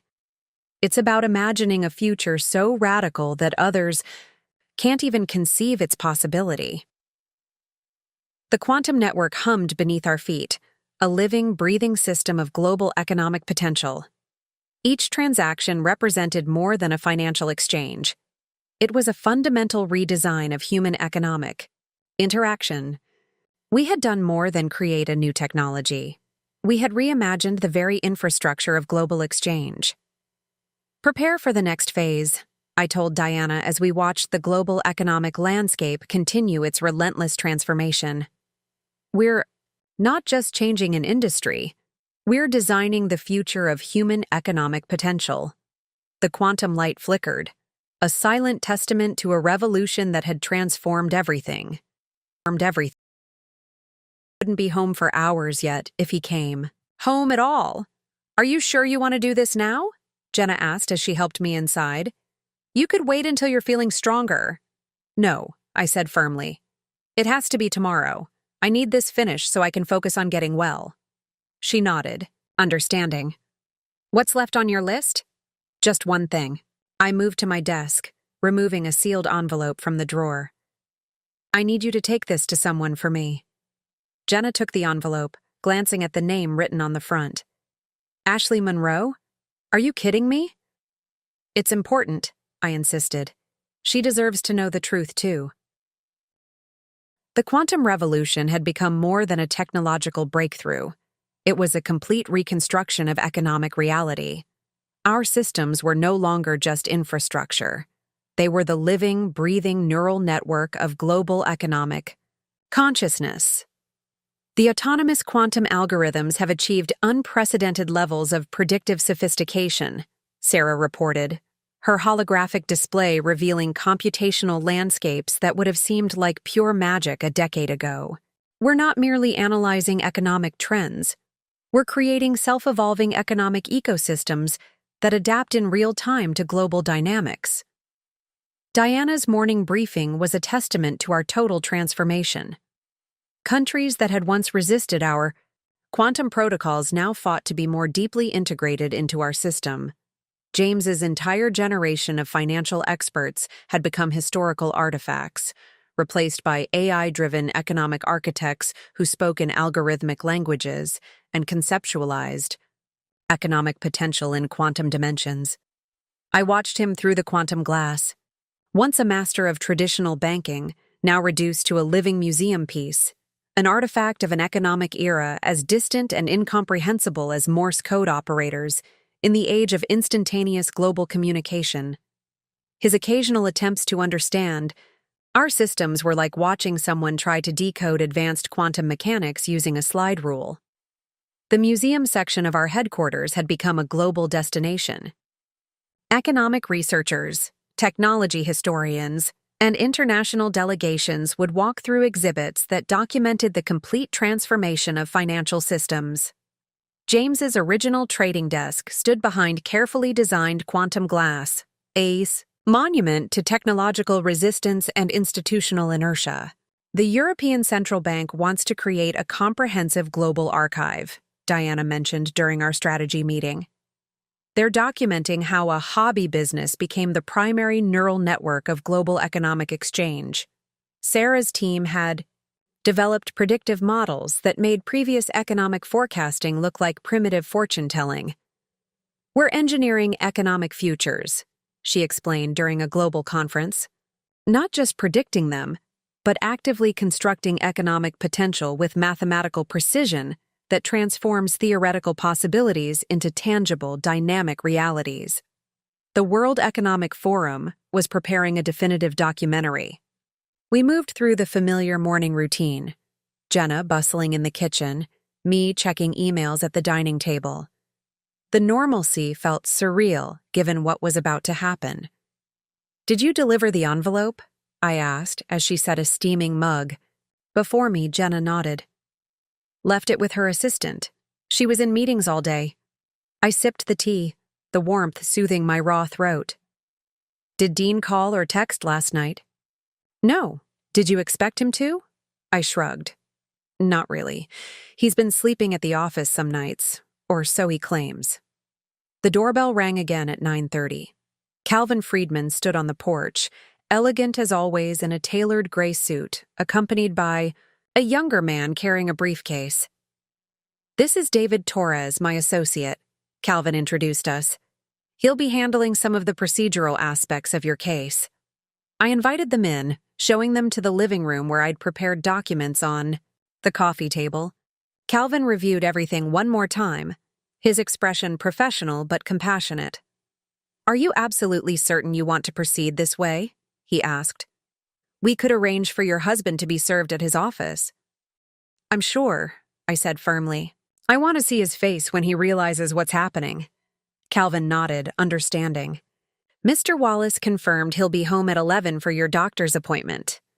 David will wait outside until then and serve the papers when he arrives." At 10:30, Melanie Chen joined us, bringing additional financial documentation. "I've identified several irregular patterns," she explained, spreading papers across the dining table. "Beyond the transfers to A. Monroe, there are cash withdrawals and wire transfers to accounts I haven't been able to trace yet." I studied the highlighted figures, the complex web of transactions that represented Dean's financial betrayal. "How much in total?" "Based on what I've found so far, approximately $120,000 over the past year." The number hit me like a physical blow. $120,000, nearly our entire emergency fund, a significant portion of what we'd saved for retirement, money that should have been available for my medical expenses, for the uncertain future I now faced alone. "Can we recover it?" I asked, struggling to keep my voice steady. "Some of it, potentially," Calvin replied. "Once we file, we can freeze remaining assets and pursue discovery to locate the missing funds. If he's violated fiduciary duty, which appears likely, the court typically awards an uneven distribution to compensate the injured spouse." At precisely 11 we heard the sound of tires on the driveway. David nodded to Calvin and stepped outside, positioning himself near the front walk. Through the living room window, I watched Dean's car pull up. He emerged looking tired but composed, checking his watch as he walked toward the house. When David approached him, Dean's posture shifted from relaxed to alert, his body language becoming defensive as he realized this wasn't a chance encounter. The front door opened and Dean entered, his face pale, expression taut.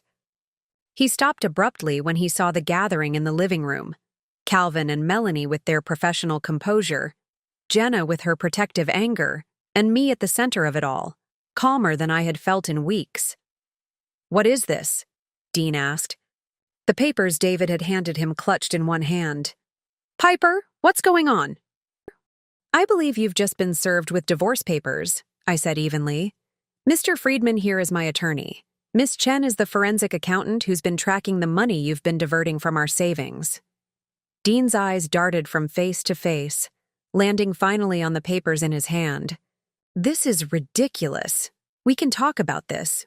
We're—" "Past talking," I interrupted. "At the point of financial disclosure and legal separation." He took a step toward me, stopping when Jenna moved protectively to my side. "Piper, you're not thinking. Clearly, the chemo drugs, the stress of your diagnosis—" "Don't you dare," I said, my voice low and dangerous. "Don't you dare suggest this is about my illness clouding my judgment. This is about the $120,000 you've stolen from our savings. This is about your affair with Ashley Monroe while I was scheduling cancer treatments. This is about the fact that every word out of your mouth for the past 6 months has been a lie." Dean flinched as if I'd slapped him.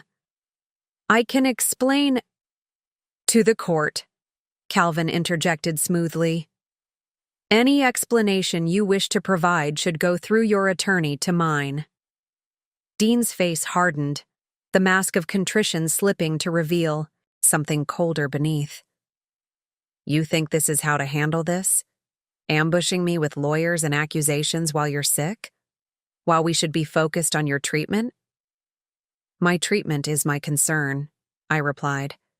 "And yes, this is exactly how to handle a husband who betrays his wife both emotionally and financially during a health crisis." Dean turned his attention to Calvin. "I want to speak to my wife, alone."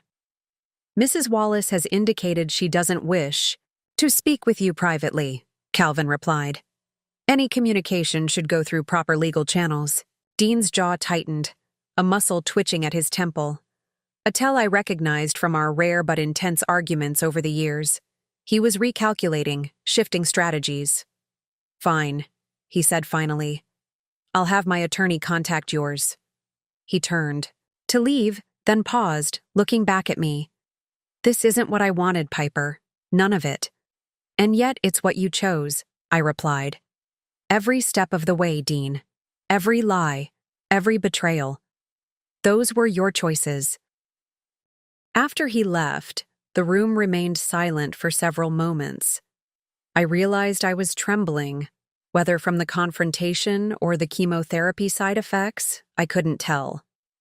"That went as well as could be expected," Calvin said eventually. "Mr. Torres, we'll file the papers today. We should have a preliminary hearing date within 2 weeks." Jenna helped me to the couch, concern evident in her expression. "You're pale as a ghost. Do you need your medication?" I nodded, suddenly exhausted. The adrenaline that had carried me through the confrontation was fading, leaving me hollow and shaky. "He didn't fight back," I observed as Jenna returned with water and pills. "He didn't deny anything." "He was caught off guard," Melanie suggested, gathering her papers. "Men like your husband rely on controlling the narrative. When that control is taken away, they often retreat to regroup. He'll fight the financial claims, Calvin warned, especially with the amount involved. We should be prepared for him to deny knowledge of where the money went or to claim it was lost in legitimate investments. I swallowed the medication, leaning back against the cushions. He knows exactly where every penny went. Dean doesn't make financial mistakes. After Calvin and Melanie left, promising to call with updates once the filing was processed, Jenna insisted I rest. She helped me upstairs, to bed, bringing tea and crackers to settle my stomach. "I'm proud of you," she said as she adjusted the pillows behind me. Standing up to him like that couldn't have been easy. It wasn't, I admitted. Part of me still loves who I thought he was. That doesn't disappear just because I know the relationship is irreparably damaged. That's natural, Jenna assured me. You're mourning the loss of your marriage, the future you planned together. That grief doesn't disappear just because you know ending it is the right decision. She left me to rest, promising to check in later. I dozed fitfully, my dreams a confused tangle of courtrooms and hospital rooms, Dean and doctors circling like adversaries in some complex game where I didn't understand the rules. When I woke, the house was quiet, twilight filtering through the curtains. My phone showed several missed calls, 2 from Dean, which I ignored, and 1 from Calvin, which I returned immediately. "The filing is complete," he informed me. "Dean's attorney has already made contact. Gregory Walsh. Competent, but not particularly aggressive. A good sign that Dean isn't planning an all-out legal war." "What happens next?" I asked, my voice rough from sleep. "We wait for their response to our initial claims. In the meantime, the temporary order should be granted within a few days, which will prevent any further dissipation of assets." After we hung up, I checked my messages. A text from Dean. "We need to talk. This isn't what you think." I closed. The message without responding set the phone aside and closed my eyes again. The confrontation was over. The legal process had begun. Now, I needed to focus on the other battle, the one happening inside my body, cell by cell, chemical by chemical. One war at a time. That was all I could handle. Dean Wallace sat in his parked car outside the office building, divorce papers on the passenger seat beside him. His hands gripped the steering wheel so tightly his knuckles had turned white. The confrontation at the house played on repeat in his mind. Piper's calm voice, her attorney's cool professionalism, the damning financial records spread across the table, $120,000. So she knew about all of it, not just the A. Monroe transfers. He'd been a fool to think he could keep it hidden. His phone rang. Gregory Walsh, the attorney he'd called immediately after leaving the house. "I've reviewed the filing," Walsh said without preamble. "They've got strong evidence of financial misconduct. The forensic accountant they hired is very thorough." Dean closed his eyes. "What are my options?" "Honesty would be a good start," Walsh replied dryly. "I can't defend you effectively if I don't know what I'm defending against." "Where did the money go, Dean?" The question hung in the air. Dean considered lying. He'd become quite good at it these past months. But what was the point? Now? "Some of it went to Ashley," he admitted. "Gifts, hotels, trips. The rest went to Arnold." "Arnold? Your colleague Arnold Miller?" "Yes." "Why would you give money to Arnold Miller?" Dean stared through the windshield at the office building where he'd worked for 15 years, where he'd built his career and reputation. "He has something on me. Something that could ruin my career, my reputation. My reputation." "What kind of evidence?" Walsh's voice sharpened. "Are we talking about criminal activity?" "No, nothing like that," Dean interrupted. "It's personal, compromising. Blackmail is a crime, Dean. If Miller is extorting you, I can't prove anything." Dean interrupted. "It would be my word against his, and he has evidence." "What kind of evidence?" Dean stared through the windshield at the office building where he'd worked for 15 years, where he'd built his career and reputation. I can't discuss it over the phone. Walsh sighed. Fine. Meet me at my office in an hour. And Dean, bring all financial records related to these transactions. If we have any hope of mitigating the damage, I need to see everything. After hanging up, Dean rested his forehead against the steering wheel. How had everything fallen apart so completely? 6 months ago, his life had been perfect. Successful career, beautiful home, respected position in the community, and Piper. Piper, who had trusted him completely. Piper, who was now fighting cancer and preparing for a divorce simultaneously. Piper, whose face when she said, "Every word out of your mouth has been a lie," would haunt him forever. His phone chimed with a text. Ashley. We need to talk. Now, Dean. Stared at the message, remembering the envelope Piper had mentioned sending to Ashley. What had she told her? How much did Ashley know? He considered ignoring the message, but finally typed a response. Can't right now. Meeting attorney. Her reply was immediate.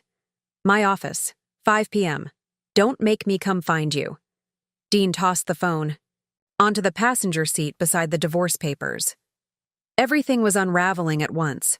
His marriage, his affair, his financial deception.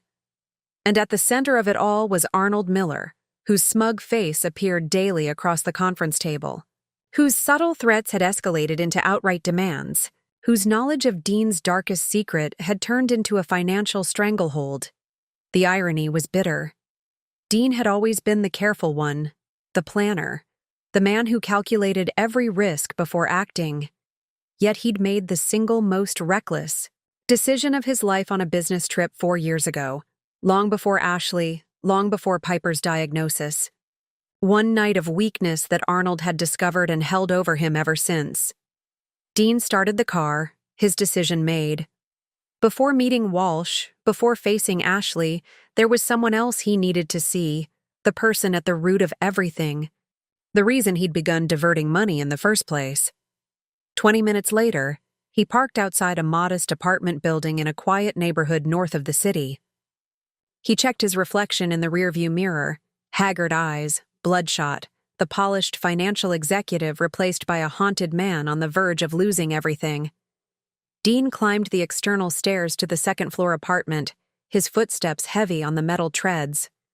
He knocked on the door marked 2B and waited, heart pounding.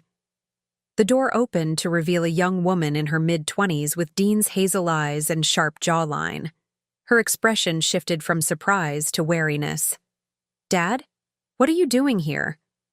Anna, Monroe Wallace, the daughter no one in Dean's current life knew existed. The secret he'd paid increasingly exorbitant amounts to keep hidden. The mistake from his past that had returned to destroy his future. We need to talk, Dean said, voice rough with emotion. About Arnold, about the money, about everything.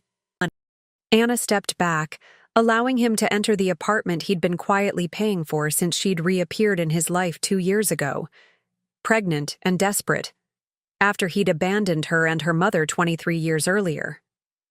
It's over, isn't it? Anna asked quietly. She found out about me? Dean shook his head. Not yet, but she will soon, and when she does. He trailed off, unable to finish the thought.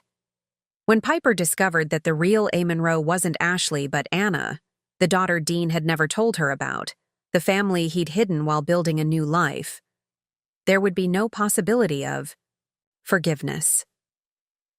Not just for the financial betrayal, but for the 17 years of lies about who he truly was.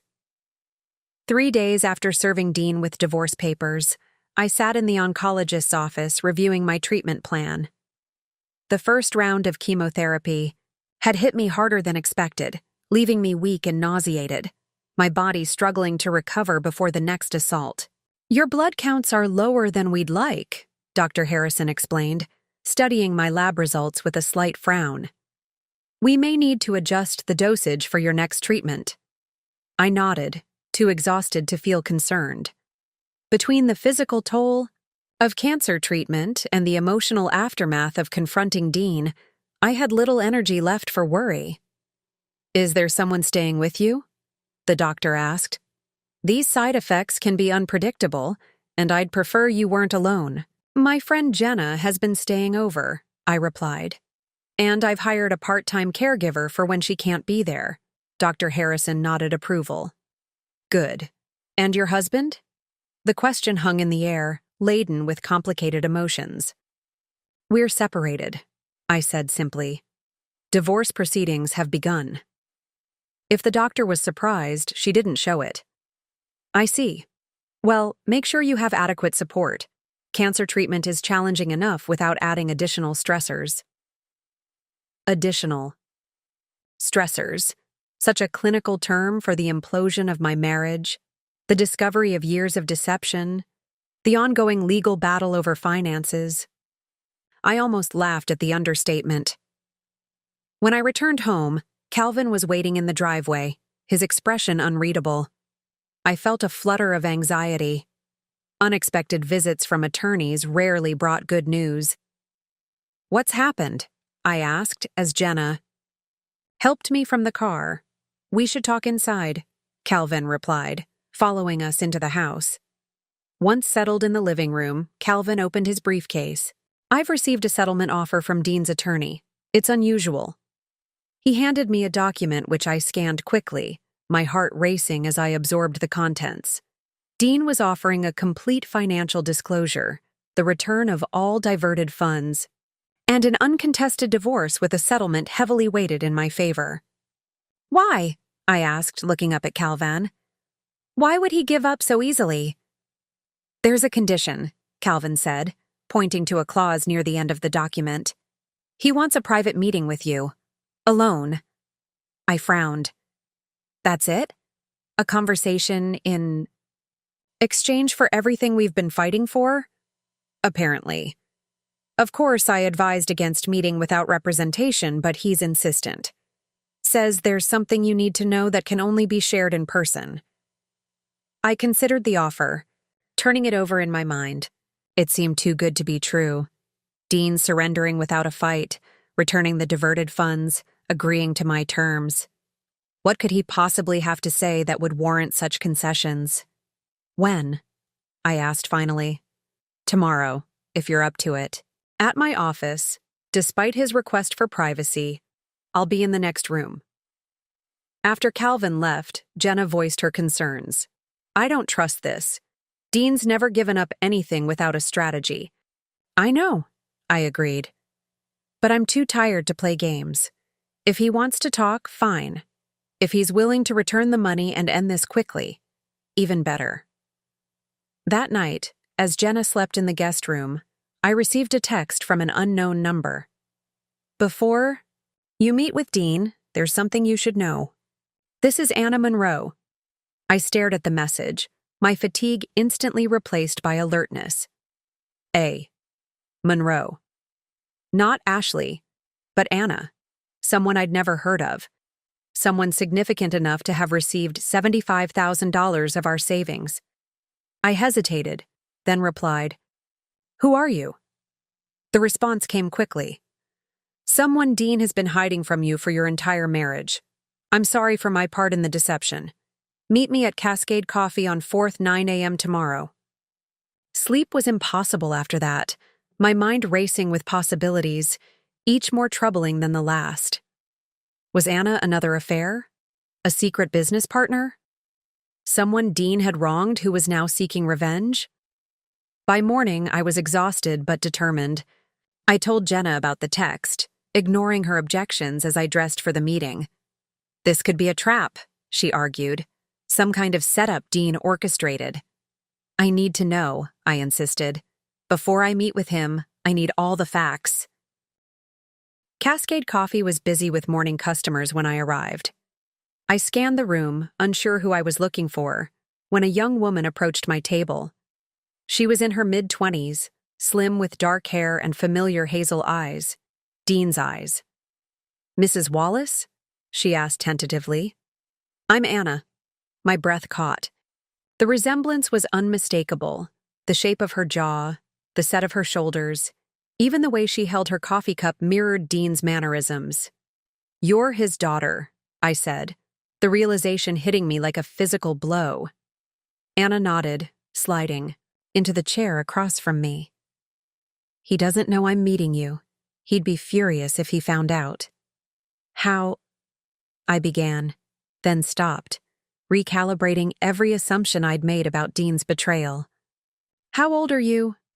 26, she replied. "He left my mother and me when I was 3. Paid child support but otherwise disappeared from our lives until 2 years ago when I found him again." The timeline fell into place with devastating clarity. Dean was 47 now. He would have been 21 when Anna was born, years before I met him. "He never told me he had a child," I said numbly. "He never told anyone," Anna replied. "Not his parents, not his friends, and certainly not you." Dean Wallace, respected financial advisor, built his entire identity on leaving his past behind, including me. I struggled to process this revelation, to align it with the man I thought I knew. "The money," I said finally. "The transfers to A. Monroe. That was you?" She nodded, her expression complicated with guilt and defiance. "Not just for me, for my son. Carter is 4. She pulled out her phone, showing me a photo of a smiling little boy with Dean's eyes.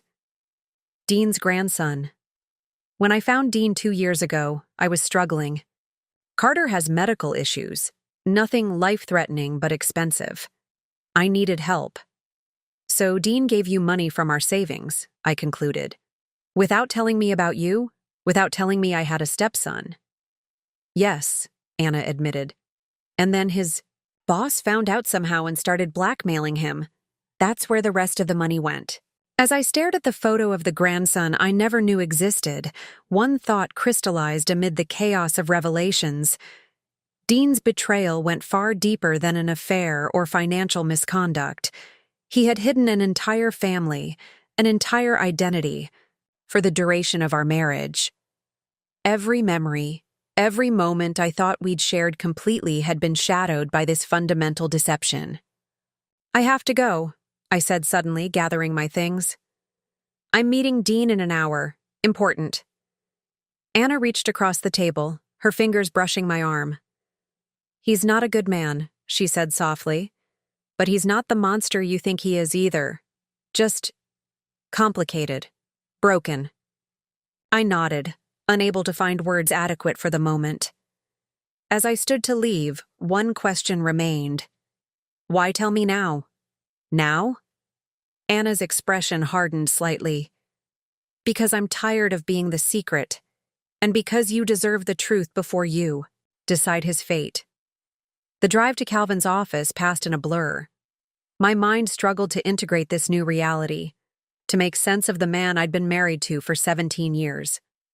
Not just a cheater, not just a liar, but someone who had concealed a fundamental part of his identity. A father who had abandoned his child, who had fabricated a life untethered from his past responsibilities. By the time I arrived, my shock had hardened into something else, a cold clarity, a determination to face whatever came next with the same courage I'd found to fight my cancer. Calvin met me in the lobby, concern evident in his expression. "You look pale. Are you sure you're up for this?" "I've never been more sure of anything," I replied. "Is he here?" "In my office. Alone, as requested. I'll be next door if you need me." I took a deep breath, steadying myself, then walked into the E office. Dean stood as I entered, his face drawn with tension. He looked like he hadn't slept in days. Hair uncombed, shirt wrinkled, eyes haunted. "Piper," he began. "Thank you for—" "I met Anna," I interrupted, watching the color drain from his face. "And I've seen a picture of Carter." Dean sank back into his chair, all pretense collapsing. "How?" "She found me. It seems hiding the truth runs in your family, but not everyone is as committed to deception as you are." He looked away, unable to meet my gaze. I was going to tell you today.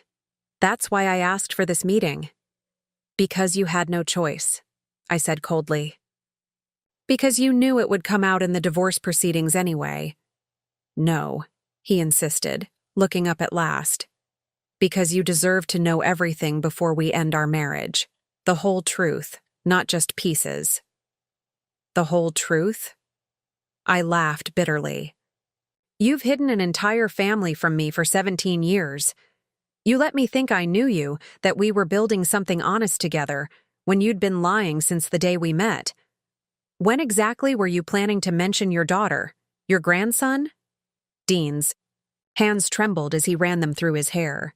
I was young, Piper, 21, a sophomore in college. Anna's mother was my high school girlfriend. When she got pregnant, I panicked. I wasn't ready to be a father. So you walked away, I said, the words heavy with judgment. I paid child support, he said defensively. I did what was legally required. How noble. I was a kid. I made a terrible choice, then another, then another. By the time I met you, I'd convinced myself that part of my life was over. I could start fresh, be the man I wanted to be instead of the one who'd run from responsibility. And when Anna found you again? When you found out you had a grandson, with medical needs? Dean's shoulders slumped. I couldn't turn them away, but I couldn't figure out how to tell you either. How do you tell your wife of 15 years that you've hidden an entire family from her? That your whole identity is built on a lie? You find the courage, I said simply. You trust in the love you claim to have.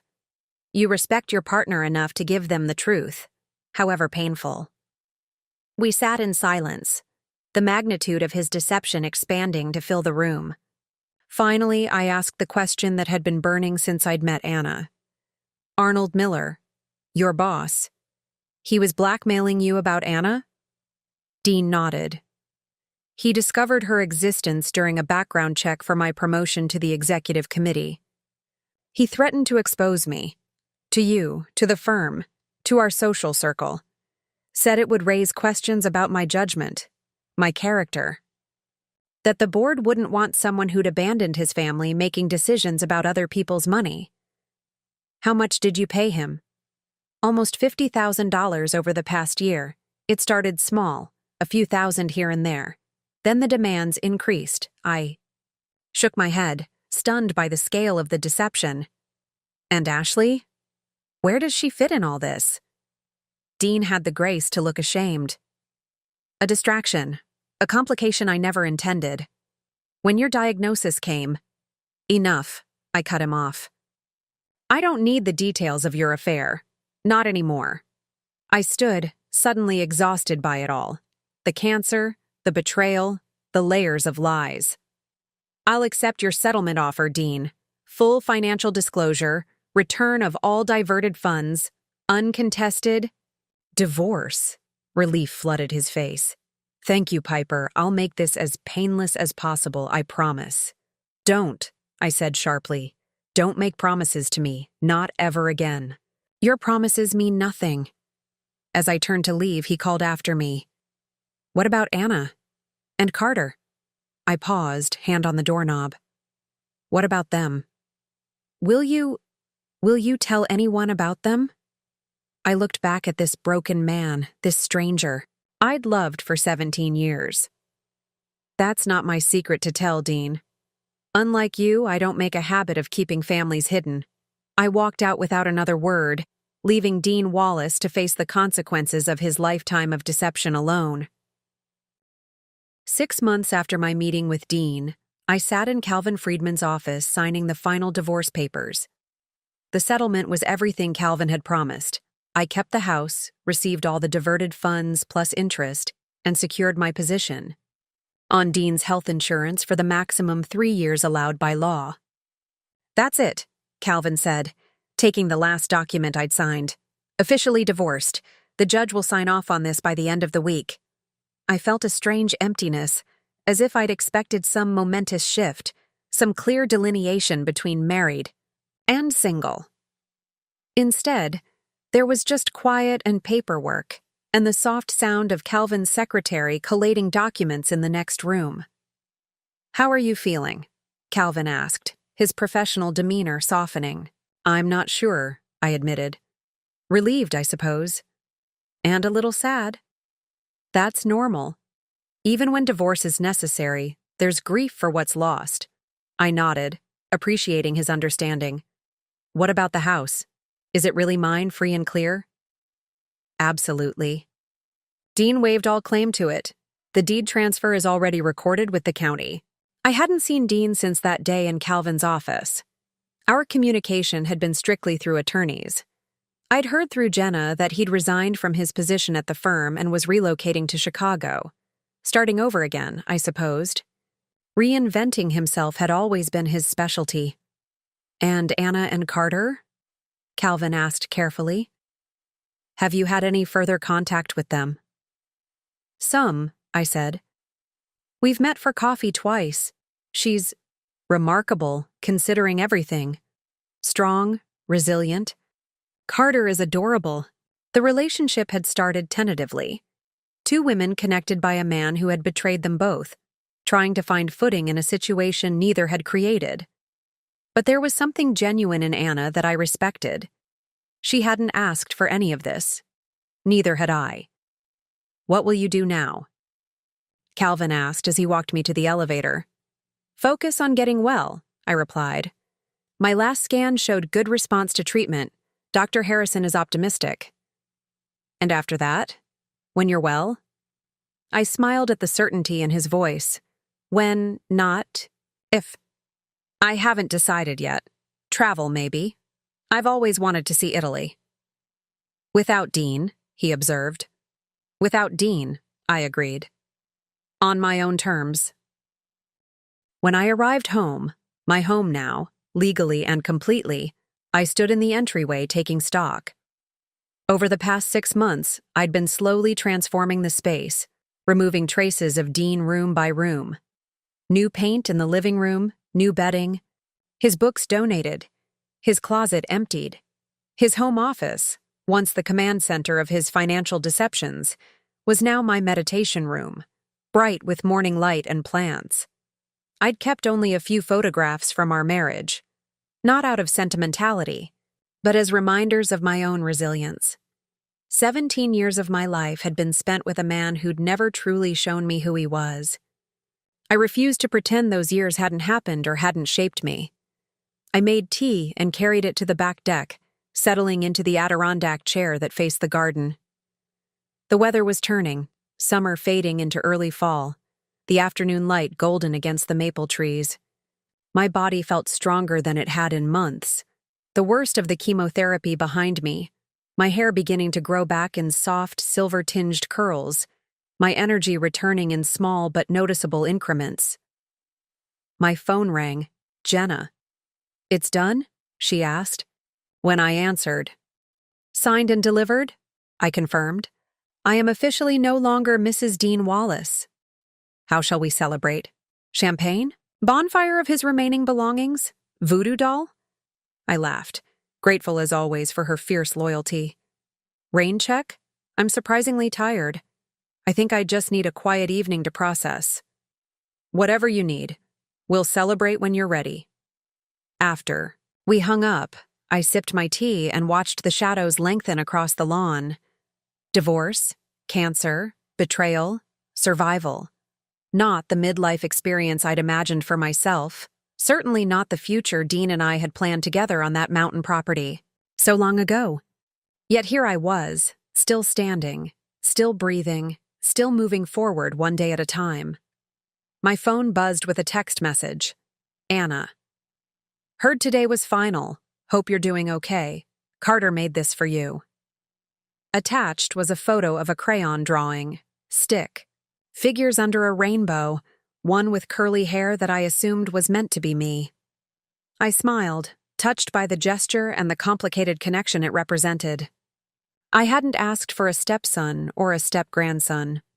I certainly hadn't asked for them to appear in my life just as my marriage was imploding and my health was under siege. Yet there was something healing in the relationship we were cautiously building, something honest in a situation born of lies. I texted back, "Thank you. It's beautiful. Tell him I'll put it on my refrigerator." The relationship with Anna was complicated, neither friendship nor family exactly, but something in between. We met occasionally for coffee, sharing careful conversation about our lives, our feelings about Dean limited but acknowledged. She never asked for money, though I knew she and Carter still struggled financially.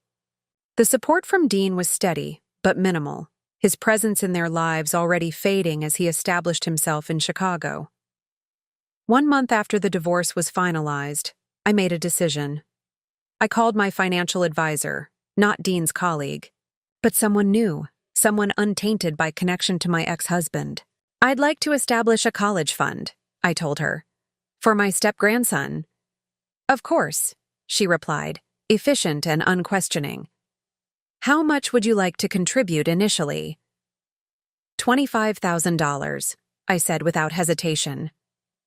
"And I'd like to set up automatic monthly contributions as well." It wasn't a fortune, but it was enough to grow substantially over the next 14 years until Carter reached college age. Enough to give him options, opportunities. Enough to transform one small piece of Dean's betrayal into something positive. I didn't tell Anna immediately. This wasn't about recognition or gratitude. It was about taking control of my own narrative, about choosing how I wanted to respond to the hand I'd been dealt. Dean had made his choices based on fear, selfishness, and deception. I would make mine based on generosity, honesty, and courage. That night, as I settled into my bed, new mattress, new sheets, new life, I opened the journal Dean had given me on that first chemotherapy day. I'd filled it completely, the pages, chronicling my journey through cancer treatment and divorce in raw, honest detail. On the final page, I wrote, "Today I signed the papers ending my marriage to Dean Wallace.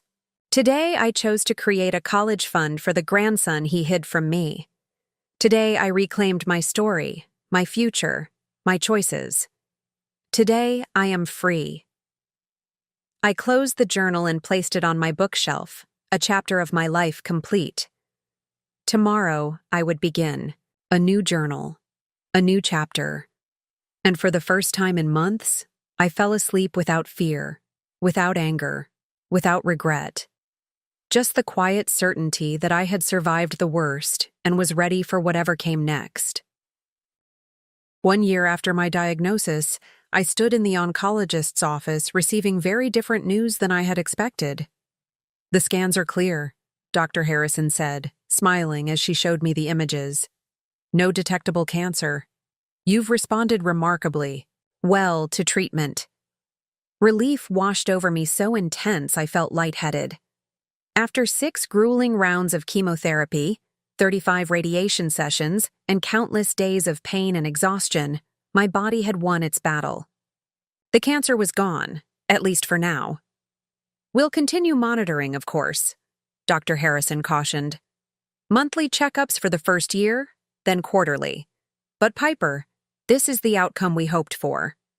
I nodded, tears blurring my vision. "Thank you for everything." Outside the hospital, I sat in my car, allowing the news to sink in. My phone buzzed with a calendar reminder. Lunch with Anna and Carter, 1 p.m. Our relationship had evolved over the past year from cautious coffee meetings to something resembling friendship. I'd finally told Anna about the college fund 3 months ago, overcome by the joy of watching Carter open gifts at his 5th birthday party, a celebration she'd hesitantly invited me to, unsure where I fit in her life, but wanting me there nonetheless. She'd cried when I told her. Not the performance of gratitude I'd half feared, but genuine stunned emotion. "Why?" she'd asked simply. "After everything he did, why would you do this for us?" "Because none of this is Carter's fault," I'd replied. "And it's not your fault either. We all deserve a chance to build something better than what Dean left behind at the small cafe near the park." Anna waved from a corner table, Carter coloring intently beside her. Watching them together always gave me a strange feeling. Seeing Dean's features echoed in both their faces, mannerisms I'd known intimately for 17 years appearing unexpectedly in people who had been strangers to me just a year ago. "How did it go?" Anna asked as I sat down, her eyes searching my face for clues. "All clear," I said, still hardly believing it myself. "No detectable cancer." "Oh my God." She reached across the table, squeezing my hand. "That's amazing. I'm so happy for you." Carter looked up from his coloring. "Are you still sick?" "Not anymore," I told him, smiling at his direct approach. "The doctors say I'm getting better." He nodded solemnly. "That's good. Being sick is the worst." "It certainly is," I agreed. After lunch, we walked to the park, Carter racing ahead to the swings while Anna and I settled on a bench. "Have you heard from him?" I asked, not needing to specify who. She shook her head. "Not since the child support payment last month. He sends Carter birthday and Christmas gifts, calls every couple of weeks, but he's fading from our lives again, just like before." I wasn't surprised. Dean's pattern was established, create chaos, then retreat, leaving others to deal with the aftermath. "What about you?" she asked. "Any contact?" "None," I said. "And I prefer it that way." We watched Carter on the swings, his laughter carrying across the playground. There was something healing about this unlikely friendship Anna and I had formed. Something redemptive in our mutual decision to create connection where Dean had sown only secrets and lies. "What will you do now?" she asked. "Now that you're healthy again?" It was a question many people had asked me over the past year, as if recovery from cancer and divorce should automatically trigger some dramatic life transformation. "I'm restarting my consulting business," I told her, "and I sold the mountain property." "Your retirement dream," she said, remembering details I'd shared during our conversations. "Dean's and mine," I corrected gently. "I'm creating new dreams. Now." What I didn't tell her was that I'd used half the proceeds from the property sale to establish a foundation, small but focused, providing emergency financial assistance to cancer patients. The idea had come during my darkest days of treatment, when I'd witnessed firsthand how quickly medical bills could devastate even the comfortably middle class. "I may need some marketing help with the business relaunch," I said casually. "I seem to recall you majored in marketing before Carter came along." Anna's head snapped toward me, surprise evident in her expression. "Are you offering me a job?" "Consulting work," I clarified. "Part-time, flexible hours, work from home, if you're interested." She studied me skeptically. "Is this charity? Because Dean's not supporting us enough?" "It's opportunity," I said firmly. "I need the help. You need the income and recent work experience. We both benefit. Nothing charitable about it." I'd spent enough time with Anna over the past year to recognize the fierce pride she'd developed as a single mother determined to stand on her own. She wouldn't accept handouts, but she would accept fair exchange, her skills for my needs. "I'll think about it," she said finally. "That's all I ask." As we watched Carter play, I felt a sense of peace that had been absent for so long. The cancer was gone, the marriage was over, the deception was exposed. What remained was possibility, and for the first time in years, that felt like enough. 2 years after my diagnosis, I stood at the podium of a hotel ballroom, facing an audience of cancer survivors, medical professionals, and donors gathered for the inaugural fundraiser of the Wallace Collins Financial Stability Foundation. "When I was diagnosed with stage 3 breast cancer," I began, my voice steady, "I thought the disease was my greatest challenge. I was wrong. For many patients, the financial toxicity of cancer treatment is equally devastating. Medical bills, lost income, depleted savings. These financial side effects can persist long after the physical symptoms have been treated." The foundation had grown from idea to reality more quickly than I'd anticipated, fueled by my professional connections. and personal story. Our mission was simple: to provide emergency financial assistance to cancer patients, helping them maintain stability during treatment and recovery. No one should have to choose between medical care and paying their mortgage, I continued. No, one should face bankruptcy because they chose to fight for their life. From the front row, Jenna gave me an encouraging smile. Beside her sat Anna and Carter, now 6 and thriving after successful treatment for his developmental issues. My relationship with them had evolved into something none of us could have predicted. Not quite family, but connected by shared experience and genuine care. Dean was not present. We had spoken only through attorneys since the divorce was finalized, though I knew from Anna that he had relocated to Chicago, accepted a position with less prestige but no connection to his past, and was slowly rebuilding his relationship with his daughter and grandson. Surprisingly, it had been Anna who suggested naming the foundation partially after him. Whatever his flaws, she had argued, the money that started this came from both of you, and maybe attaching his name to something good is a way of transforming what happened. I had agreed, recognizing the wisdom in her suggestion. Healing, I had learned, sometimes required acknowledging even the painful pieces of your past. After the fundraiser, which exceeded our financial goals by nearly 30%, I returned to my condo alone, kicking off my heels and pouring a small glass of wine, a luxury recently reintroduced to my life with my doctor's blessing. On my desk sat a small stack of mail forwarded from my old address, bills, advertisements, and an envelope with handwriting I instantly recognized. Dean's precise script, unchanged in the years since I'd last seen it. I hesitated before opening it, uncertain what he could possibly have to say that would matter now. Inside was a brief note and a check for an amount that made me catch my breath. $500,000. Made out to the Wallace Collins Foundation. The note read simply, "I can never undo the harm I caused, but perhaps this can help prevent others from facing what you did alone. The money comes from my inheritance after my mother's passing. Clean funds, not tainted by deception. No response needed or expected. I just wanted you to know I've been following your work from afar, and I'm genuinely proud of what you've built, from the ashes of what I destroyed." Dean, I set the check and note aside, emotions too complex to name rising and falling like waves. Not forgiveness. I had made peace with the fact that some betrayals lie beyond forgiveness, but perhaps understanding. Recognition that people are neither wholly good nor wholly evil, that even those who hurt us deeply can evolve, can seek to balance their karmic ledger in whatever way they can. My phone chimed with a message from Dr. Timothy Reeves, the oncologist, who had joined our foundation's board of directors and who, over the past year, had become something more than a colleague.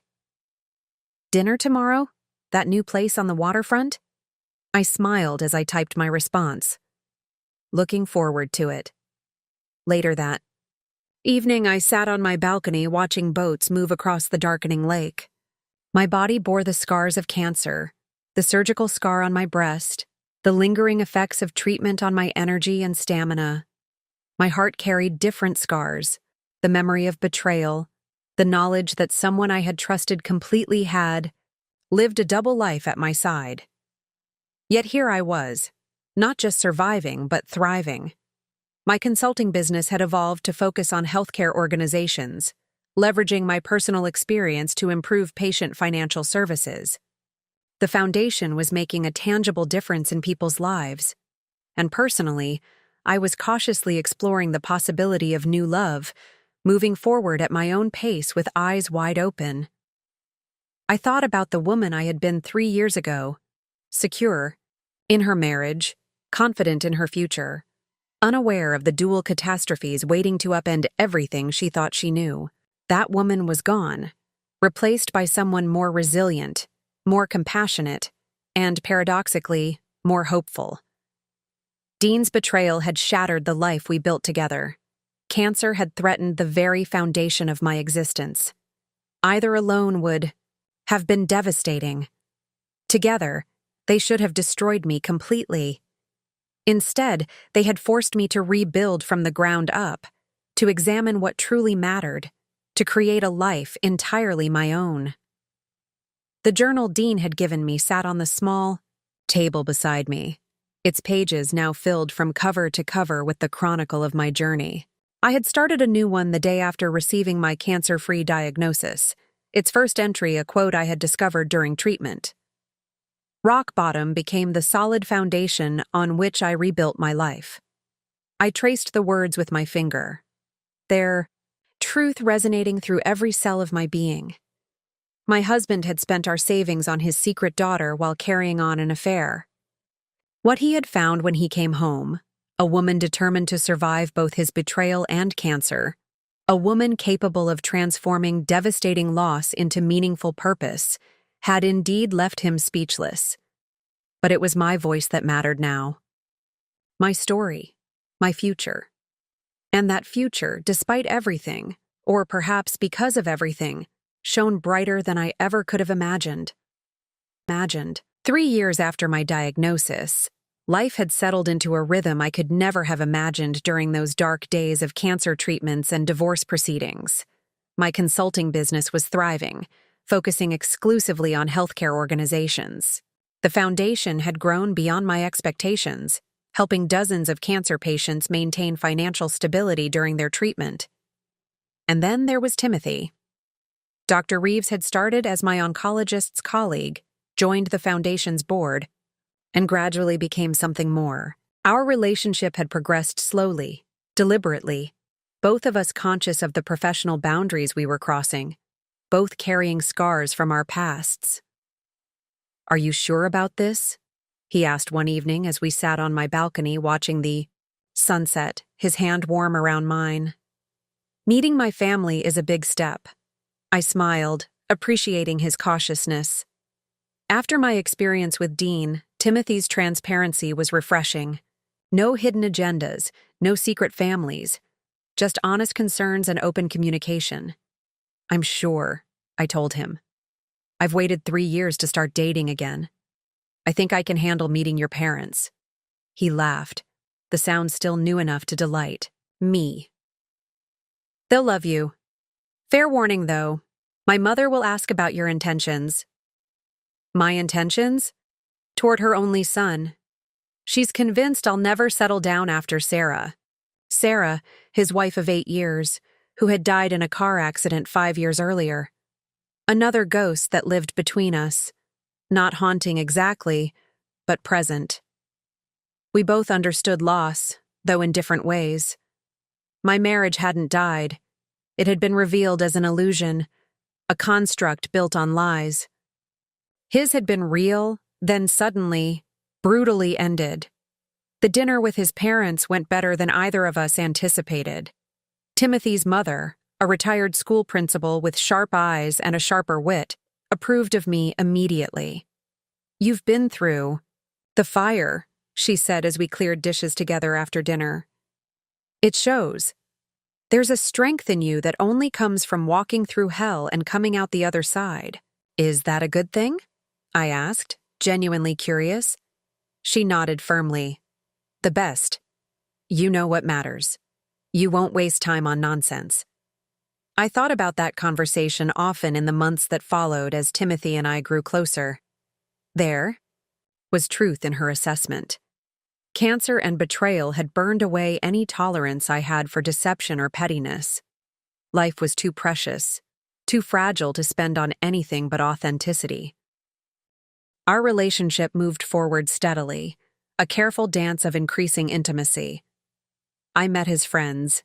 He met mine. We spent weekends together, then weeknights. We had our first argument about my tendency to overwork, his reluctance to talk about his grief, and survived it, emerging stronger. Through it all, Anna and Carter remained an unexpected constant in my life. What had begun as an awkward connection forced by circumstance had evolved into genuine affection. Anna worked part-time for my consulting firm, her marketing skills helping rebuild my client base. Carter, now 7, treated me as a cross between an aunt and a grandmother. His visits to my condo marked by laughter and building forts from sofa cushions. Timothy, to his credit, never questioned my relationship with Dean's daughter and grandson. "Family comes in all forms," he'd said when I nervously introduced them. "Sometimes the most meaningful connections are the ones we choose." On the 3rd anniversary of my cancer diagnosis, Timothy surprised me with a picnic at the Japanese garden in the Arboretum. As we sat beneath flowering cherry trees, he took my hand. "I'm not proposing," he said, seeing my momentary alarm. "Not yet. But I wanted to ask, would that be something you'd consider? Someday?" The question hung between us, weighted with history and possibility. 3 years ago, I had been fighting for my life on multiple fronts. 3 years ago, I had discovered that my 17-year marriage was built on fundamental deception. 3 years ago, the idea of trusting anyone enough to consider marriage again would have seemed ludicrous. Yet here I was, sitting beside a man who had shown me nothing but honesty and respect, feeling the stirrings of hope I'd thought had been permanently extinguished. "I would," I said finally, "someday. Not because I need marriage, but because I might want it, with the right person." His smile was worth every moment of uncertainty. That's all I needed to know. Later that night, alone in my condo, I opened my current journal, the 4th since my diagnosis. On a fresh page, I wrote, "Today, Timothy asked if I'd consider marriage someday. Today, I said yes.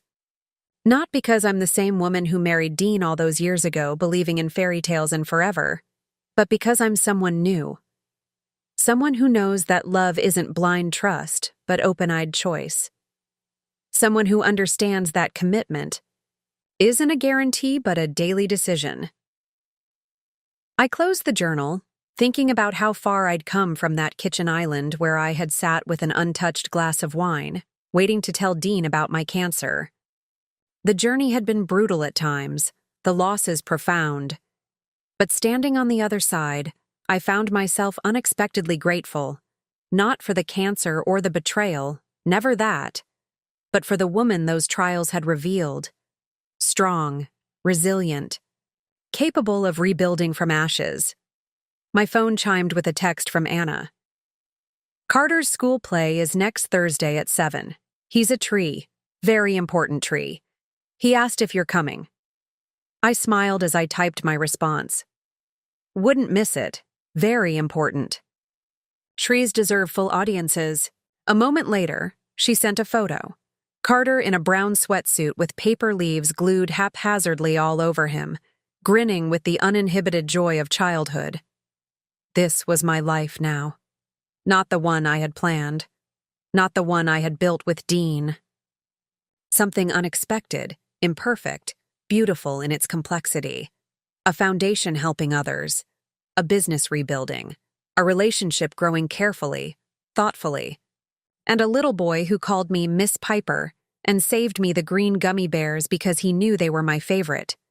I had survived cancer. I had survived betrayal. And in that survival, I had discovered something profound. That sometimes, when everything falls apart, we find pieces of ourselves we never knew existed. Stronger pieces. Braver pieces.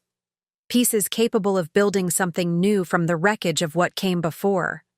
Not the life I expected, but perhaps the one I was always meant to find. 4 years after my diagnosis, I stood in the back of a crowded university auditorium, watching Dean Wallace walk his daughter down the aisle.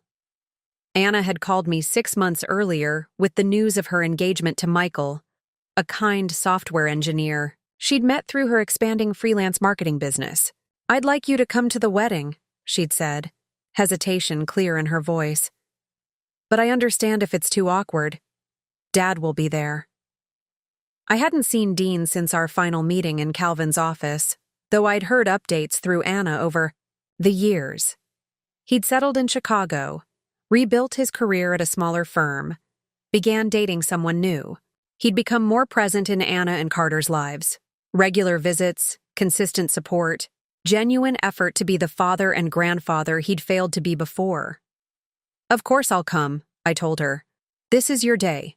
Nothing else matters." And so here I was, watching this strange collision of past and present unfold before me. Dean looked older, his hair more gray than brown now, lines deeper around his eyes. He seemed smaller somehow, less the towering figure who had dominated my life for nearly 2 decades, more just a man. Flawed, complicated, human. Timothy squeezed my hand supportively as Dean passed our row, his eyes meeting mine briefly in startled recognition. I nodded slightly, acknowledging the moment without emotion. Whatever power he once held over me, love, anger, betrayal, had faded to something neutral, a chapter closed rather than an open wound. The ceremony was beautiful. Anna radiant in a simple gown, Carter solemn and proud as ring-bearer, Michael visibly moved as he spoke his vows. I found myself unexpectedly emotional, not from any lingering attachment to Dean, but from genuine happiness for Anna.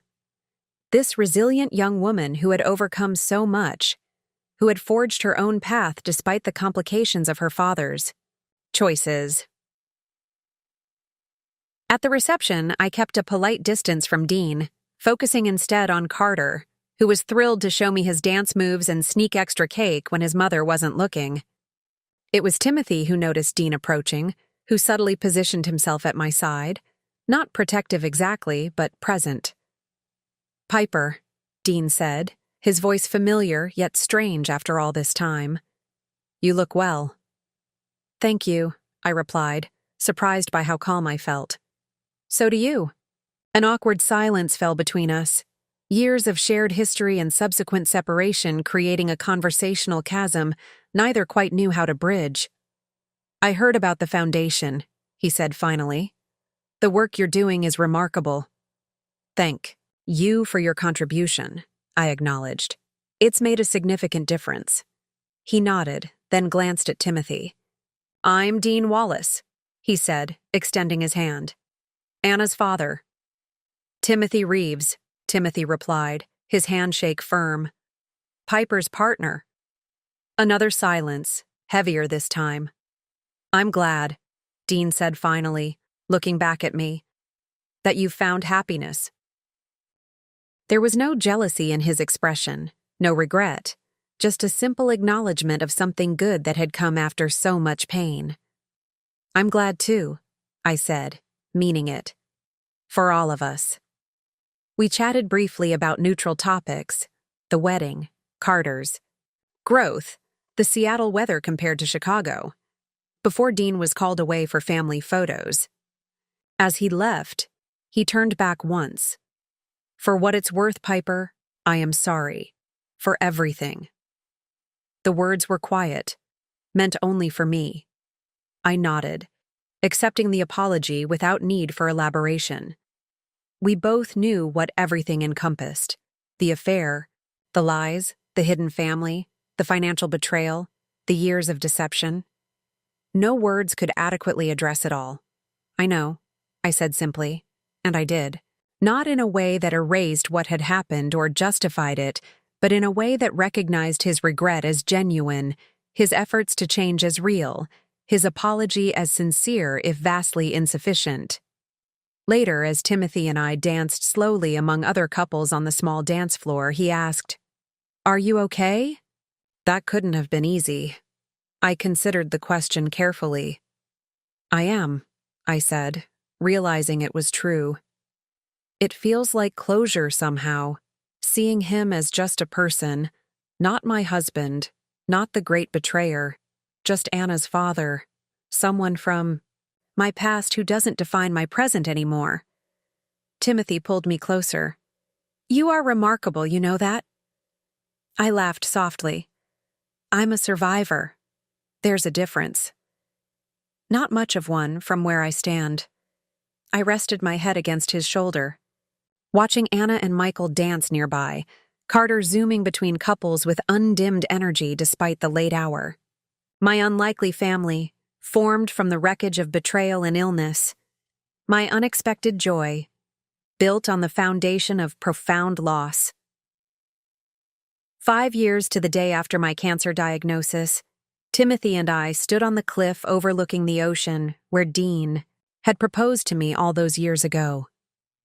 The symmetry wasn't lost on me, though I hadn't shared the significance of the location with Timothy. This wasn't about replacing old memories with new ones. It was about reclaiming space that belonged to my story, not just to my marriage. "It's beautiful here," Timothy said, watching the waves crash against the rocks below. "I can see why you wanted to come." I nodded, breathing in the salt air, feeling the wind against my face. I spent so many years defining myself through my relationship with Dean. Wife, partner, betrayed spouse, survivor of his deception. Even after the divorce, after everything, he still occupied so much space in my narrative. Timothy listened, giving me the space to process aloud. But standing here now, in this place where I once promised forever to someone else, I realize his chapter in my story has finally ended. Not because I've forgotten or forgiven everything, but because I've moved beyond it. He's no longer the central character in my life. I am. Timothy took my hand, his palm warm against mine. That's how it should be. We stood in companionable silence, watching the sunset paint the water in hues of gold and crimson. Eventually, Timothy turned to face me, his expression serious, yet soft. "I had a whole speech prepared," he said, reaching into his pocket. "About second chances and new beginnings. About how love after loss isn't replacing what came before, but building something entirely new." My heart quickened as he withdrew a small box. "But standing here with you, all those carefully rehearsed words seem inadequate. So I'll simply ask, Piper, will you marry me?" He opened the box to reveal a ring, not a diamond solitaire like Dean's had been, but a simple band inlaid with small sapphires that caught the fading light. 5 years ago, I had been fighting for my life against cancer while discovering that my marriage had been built on lies. 5 years ago, I couldn't imagine trusting again, couldn't fathom opening myself to potential hurt. 5 years ago, the future stretched before me as a blank, terrifying unknown. Now, looking at Timothy's hopeful face, at the ring that represented not ownership or possession but partnership and possibility, I felt a certainty that had nothing to do with naivety and everything to do with hard-won wisdom. "Yes," I said, my voice steady and sure. "I will." As he slipped the ring onto my finger, I thought about the journal entry I'd written after my final cancer treatment. Rock bottom became the solid foundation on which I rebuilt my life. Standing on that cliff, with the man I had chosen with open eyes and full awareness, I realized that the rebuilding was complete. Not perfect, not without scars, but whole, strong, mine. That night, in our hotel room overlooking the ocean, I called Anna to share the news. Her delight was immediate and genuine. "I'm so happy for you, Piper," she said. "Truly." "Will it be weird for you?" I asked, the question that had lingered since Timothy and I had become serious. "Your father's ex-wife remarrying?" Anna laughed, softly. "Our relationship has never fit into normal categories anyway. Why start worrying about conventional labels now? Your family, however we got here. Family." The word settled around me like a warm blanket. Not the family I'd expected to have when I married Dean all those years ago. Not the traditional structure I'd been raised to value. Something different, something complicated, something beautiful in its unexpectedness. "Carter will be thrilled," Anna continued. "He's already asked if he can call Timothy Grandpa Tim after meeting him at the wedding." I felt tears prick my eyes at the easy acceptance of this child who'd come into my life through what should have been an unforgivable betrayal. "What did you tell him?" "I told him he should ask you both what you'd prefer." A pause. "Dad knows, by the way, about you and Timothy. I hope that's okay." "It's fine," I said, surprised to realize I meant it. What did he say? That he's glad you found someone worthy of you. The words hung between us, weighted with the acknowledgement of past wrongs. Dean knew, better than anyone, how he had failed to be that person himself. Tell Carter he can call Timothy whatever feels right to him, I said, redirecting the conversation. We just want him to be comfortable. After we hung up, I sat on the balcony watching the moonlight shimmer across the water. Timothy joined me, wrapping a blanket around my shoulders against the night chill. Everything okay? He asked. Better than okay, I replied, leaning against him. Perfect, actually. And in that moment, it was. Not because life was without complications or challenges, but because I had finally learned to embrace the beauty of imperfection, the strength of rebuilding, the profound gift of second chances. Had survived cancer. I had survived betrayal. I had rebuilt my life from the ashes of both. And in that rebuilding, I had discovered something I never expected to find again. Hope. Not the blind, naive hope of youth, but the seasoned, tempered, hope of someone who has walked through fire and emerged stronger. Hope grounded in reality, in resilience, in the knowledge that whatever came next, I had the strength to face it, not alone, but with the family I had chosen, the life I had built, and the love I had opened myself to receive. Full circle.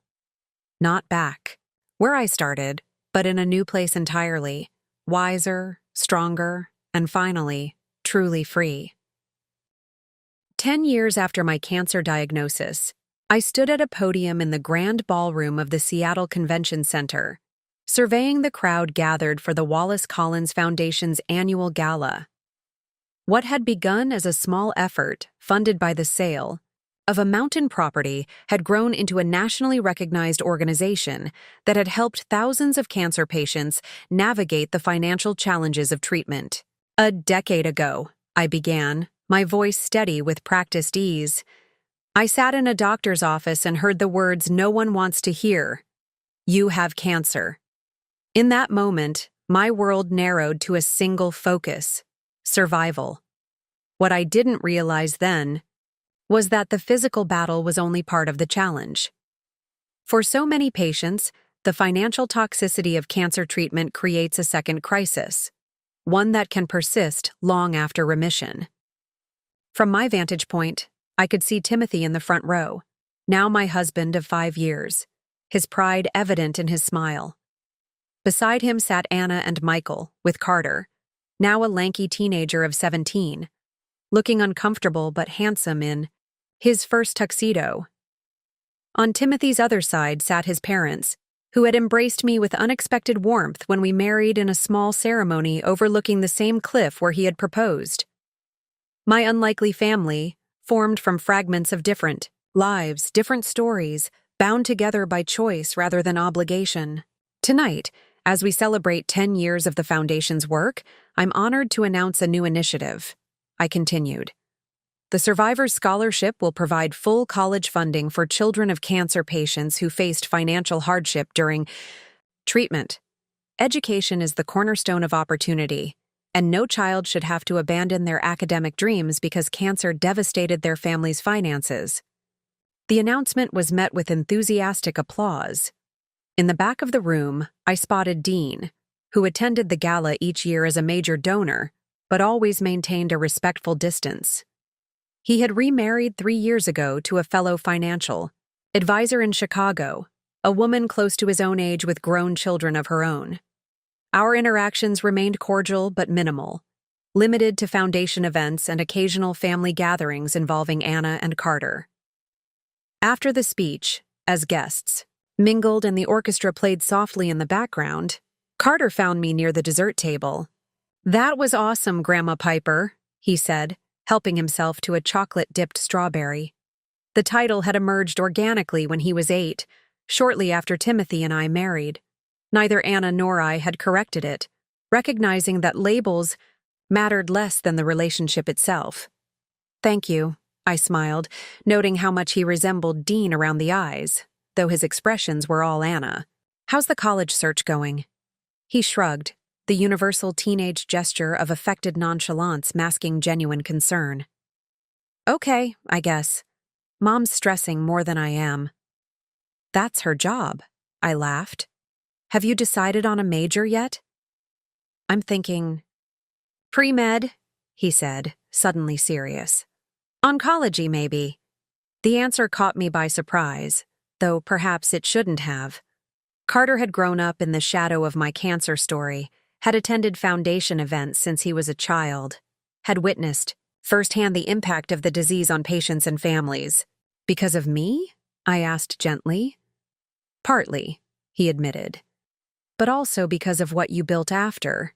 The foundation, helping all those people. I want to do something that matters like that." Tears pricked my eyes, unexpected and warm. Legacy takes many forms: children, careers, charitable works. I had never had biological children, had never passed on my genes or seen my features reflected in a new generation. But standing there with Carter, seeing the young man he had become, hearing his aspirations shaped in part by my experience, I felt a different kind of legacy taking shape. "Whatever you choose," I told him, "it will matter. You will matter." Later, that evening, as the event wound down, Dean approached me as I stood alone near the windows overlooking the city skyline. "Congratulations," he said, keeping a respectful distance. "The scholarship program is inspired." "Thank you," I replied, "and thank you for your continued support. It makes a difference."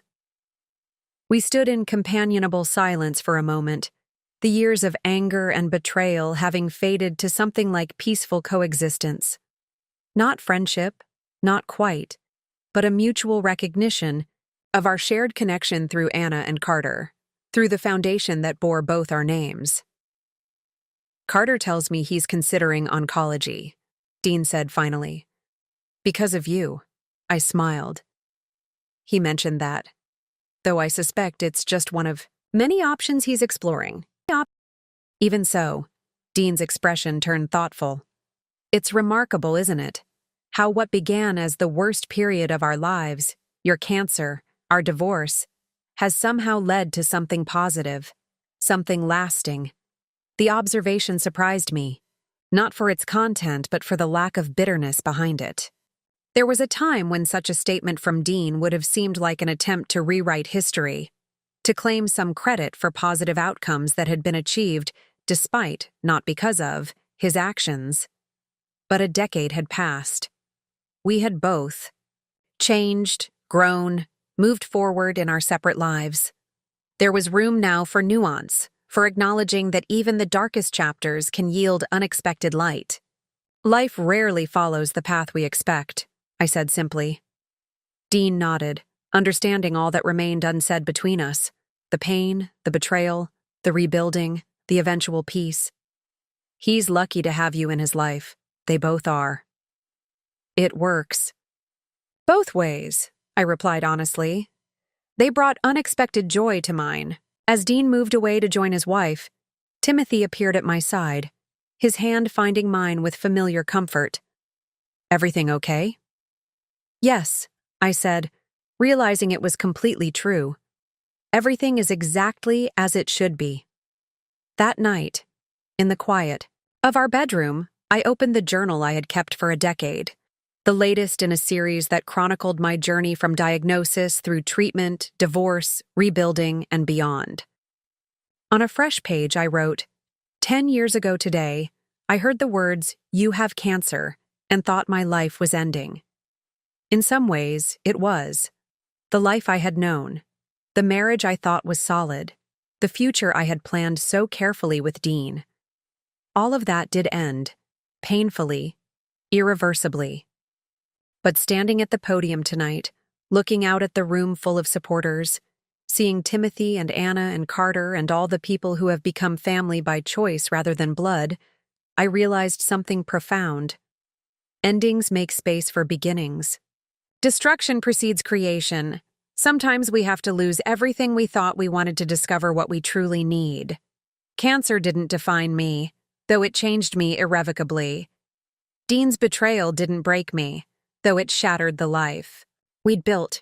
What defines me now is not what happened to me, but what I chose to build from the wreckage. This foundation, this family, this life that looks nothing like what I'd planned and everything like what I needed. 10 years later, I'm not just a survivor. I'm a creator, a builder. A woman who walked through fire and emerged not just intact, but transformed. Not in spite of the pain, but because of it. Not diminished by loss, but expanded by possibility. This is my legacy. Not just the foundation or the thousands of patients we've helped, but the truth I've learned and lived. That rock bottom can become the solid foundation on which we rebuild our lives, stronger and more authentic than before. This is my story, not a tragedy, despite its painful chapters, but a testament to resilience, to second chances, to the power of choosing to begin again, and again, and again. This is my life, not the one I expected, but the one I've created. My own, on my terms, hard-won and precious beyond measure. I closed the journal and placed it on my nightstand, feeling the weight of the decade that had passed, the battles fought, the losses mourned, the joys discovered, the peace finally claimed. Timothy stirred beside me. What are you thinking about so intently? Legacy, I replied, settling into his embrace, and how it rarely looks like what we expect. And what does yours look like? He asked, his voice soft in the darkness. I thought about the foundation, about Anna and Carter, about the patients whose lives had been changed by our work. I thought about the woman I had become, stronger, wiser, more compassionate than I could have imagined during those dark days of cancer and betrayal. Like a phoenix, I said finally. Something new and beautiful, risen from ashes. Not what I planned, but exactly what I needed to become. Timothy's arms tightened around me, and I closed my eyes, grateful beyond words for this unexpected life, this unforeseen journey, this profound gift of second chances. 10 years ago, my husband had betrayed me while I fought cancer. Today, I was healing others while loved by family I had chosen. Not the life I expected, but unmistakably, perfectly mine. 15 years after my diagnosis, I sat in a university auditorium watching Carter Wallace graduate from medical school. Behind me, Anna and Michael beamed with pride. Timothy squeezed my hand as Carter's name was called, the words, "Summa cum laude" preceding it. I can't believe he actually did it, Anna whispered, her voice thick with emotion. Pre-med, then medical school, now oncology residency. I can, I replied softly. He's always been determined. In the row behind us sat Dean and his wife Patricia, maintaining the careful distance that had characterized our interactions for years. Time had softened the sharpest edges of our shared history, but never erased it completely. We exchanged courteous nods at family gatherings, shared polite conversation at foundation events, celebrated milestones in Carter's life with parallel but separate joy. After the ceremony, as we gathered for photos on the sun-drenched campus lawn, Carter pulled me aside. "I have something for you," he said, handing me a small wrapped package. A graduation gift in reverse. Inside was a journal, leather-bound and elegant, reminiscent of the one Dean had given me on my first day of chemotherapy so many years ago. The inscription on the first page read, "For Grandma Piper, who showed me that our greatest challenges can become our greatest purpose. With love and gratitude, Carter." Tears filled my eyes as I embraced him, this remarkable young man who had found his calling partly through the pain of my journey. "I start my residency at Seattle Cancer Center next month," he said, his expression a mix of excitement and trepidation. "Working with patients like you were 15 years ago. I hope I can make a difference." "You already have," I assured him. And you will continue to. Later that evening, at the celebration dinner, I found myself momentarily alone with Dean as we waited for our table. We had both aged, silver now dominant in his hair as it was in mine, lines etched deeper around our eyes, the physical presence of years past visible on our faces. "He's extraordinary," Dean said, watching Carter across the restaurant, animated as he described his upcoming residency to Timothy. "Sometimes I can hardly believe he's related to me." "He has your determination," I offered, finding it easier now to acknowledge the strengths Dean possessed alongside his flaws. "And your focus." Dean smiled slightly, the expression tinged with old regret. "But his heart is all Anna, and perhaps some of your influence as well." We stood in companionable silence, two people whose lives had once been completely intertwined, now connected primarily through this brilliant young man who represented the best of both bloodlines. "I've been thinking lately," Dean said finally, "about that night you told me about your diagnosis. Do you remember?" I nodded, the memory still vivid despite the years. "At the kitchen island, wine I couldn't drink." "I felt relieved," he admitted, his voice low. "When you told me. Not because you were sick, never that, but because I thought your diagnosis might provide a way out of the lies I'd been living. A reason to stay that wasn't more deception." The confession hung between us, unexpected after so many years. "It was cowardly," he continued. "One of many cowardly choices I made back then."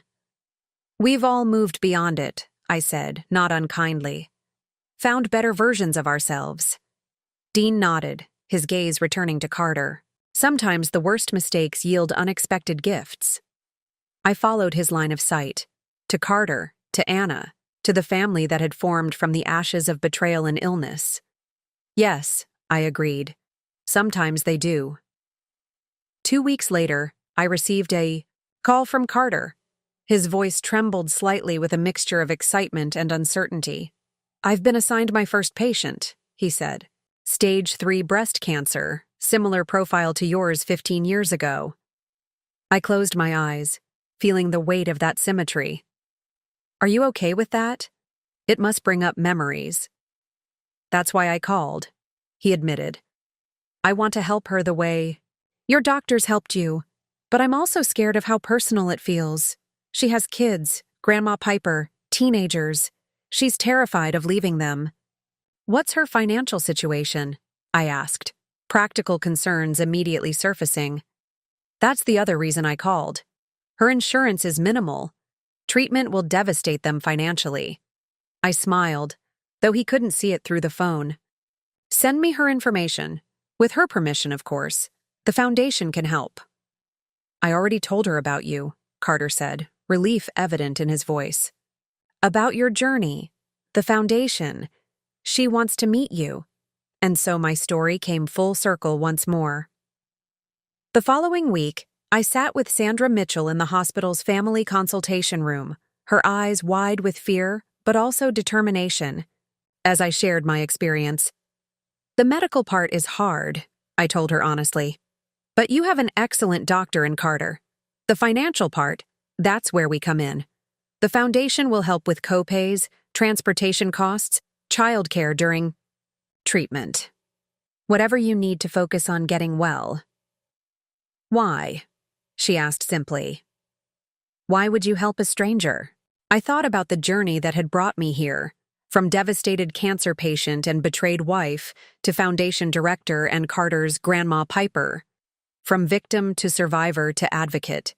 "Because 15 years ago, I was you," I said.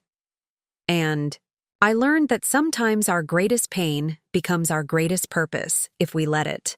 As I drove home that evening, I reflected on the strange, twisting path my life had taken. The cancer that nearly killed me had ultimately led to purpose. The betrayal that shattered my marriage had inadvertently connected me to Anna and Carter. The rock bottom I'd hit had truly become the foundation on which I'd rebuilt everything. Not the life I'd planned with Dean all those years ago, but exactly the life I was meant to live. 25 years. A quarter century since I sat at that kitchen island, an untouched glass of wine before me, waiting to tell Dean about my cancer diagnosis. 25 years since my life exploded in dual catastrophes of illness and betrayal. 61, I stood before a different kind of audience. A room full of medical students at the university hospital where Carter now served as chief resident in oncology. My silver hair was cropped short in a style I'd adopted after chemotherapy, and kept ever since. Beside me, Timothy, now 70 and using a cane after knee replacement surgery, watched with quiet pride. Patient advocacy, I began, isn't just about medical care. It's about seeing the whole person, their financial needs, their family support, their emotional well-being. 25 years ago, I was fortunate to have excellent medical treatment for my stage 3 breast cancer. But the financial toxicity nearly destroyed me at a time when I was already fighting for my life. The students listened intently as I shared my journey from cancer patient to survivor, to founder of what had become one of the nation's leading organizations supporting cancer patients through financial crisis. The Wallace Collins Foundation began with a simple premise, I explained, that no one should have to choose between treatment and financial survival.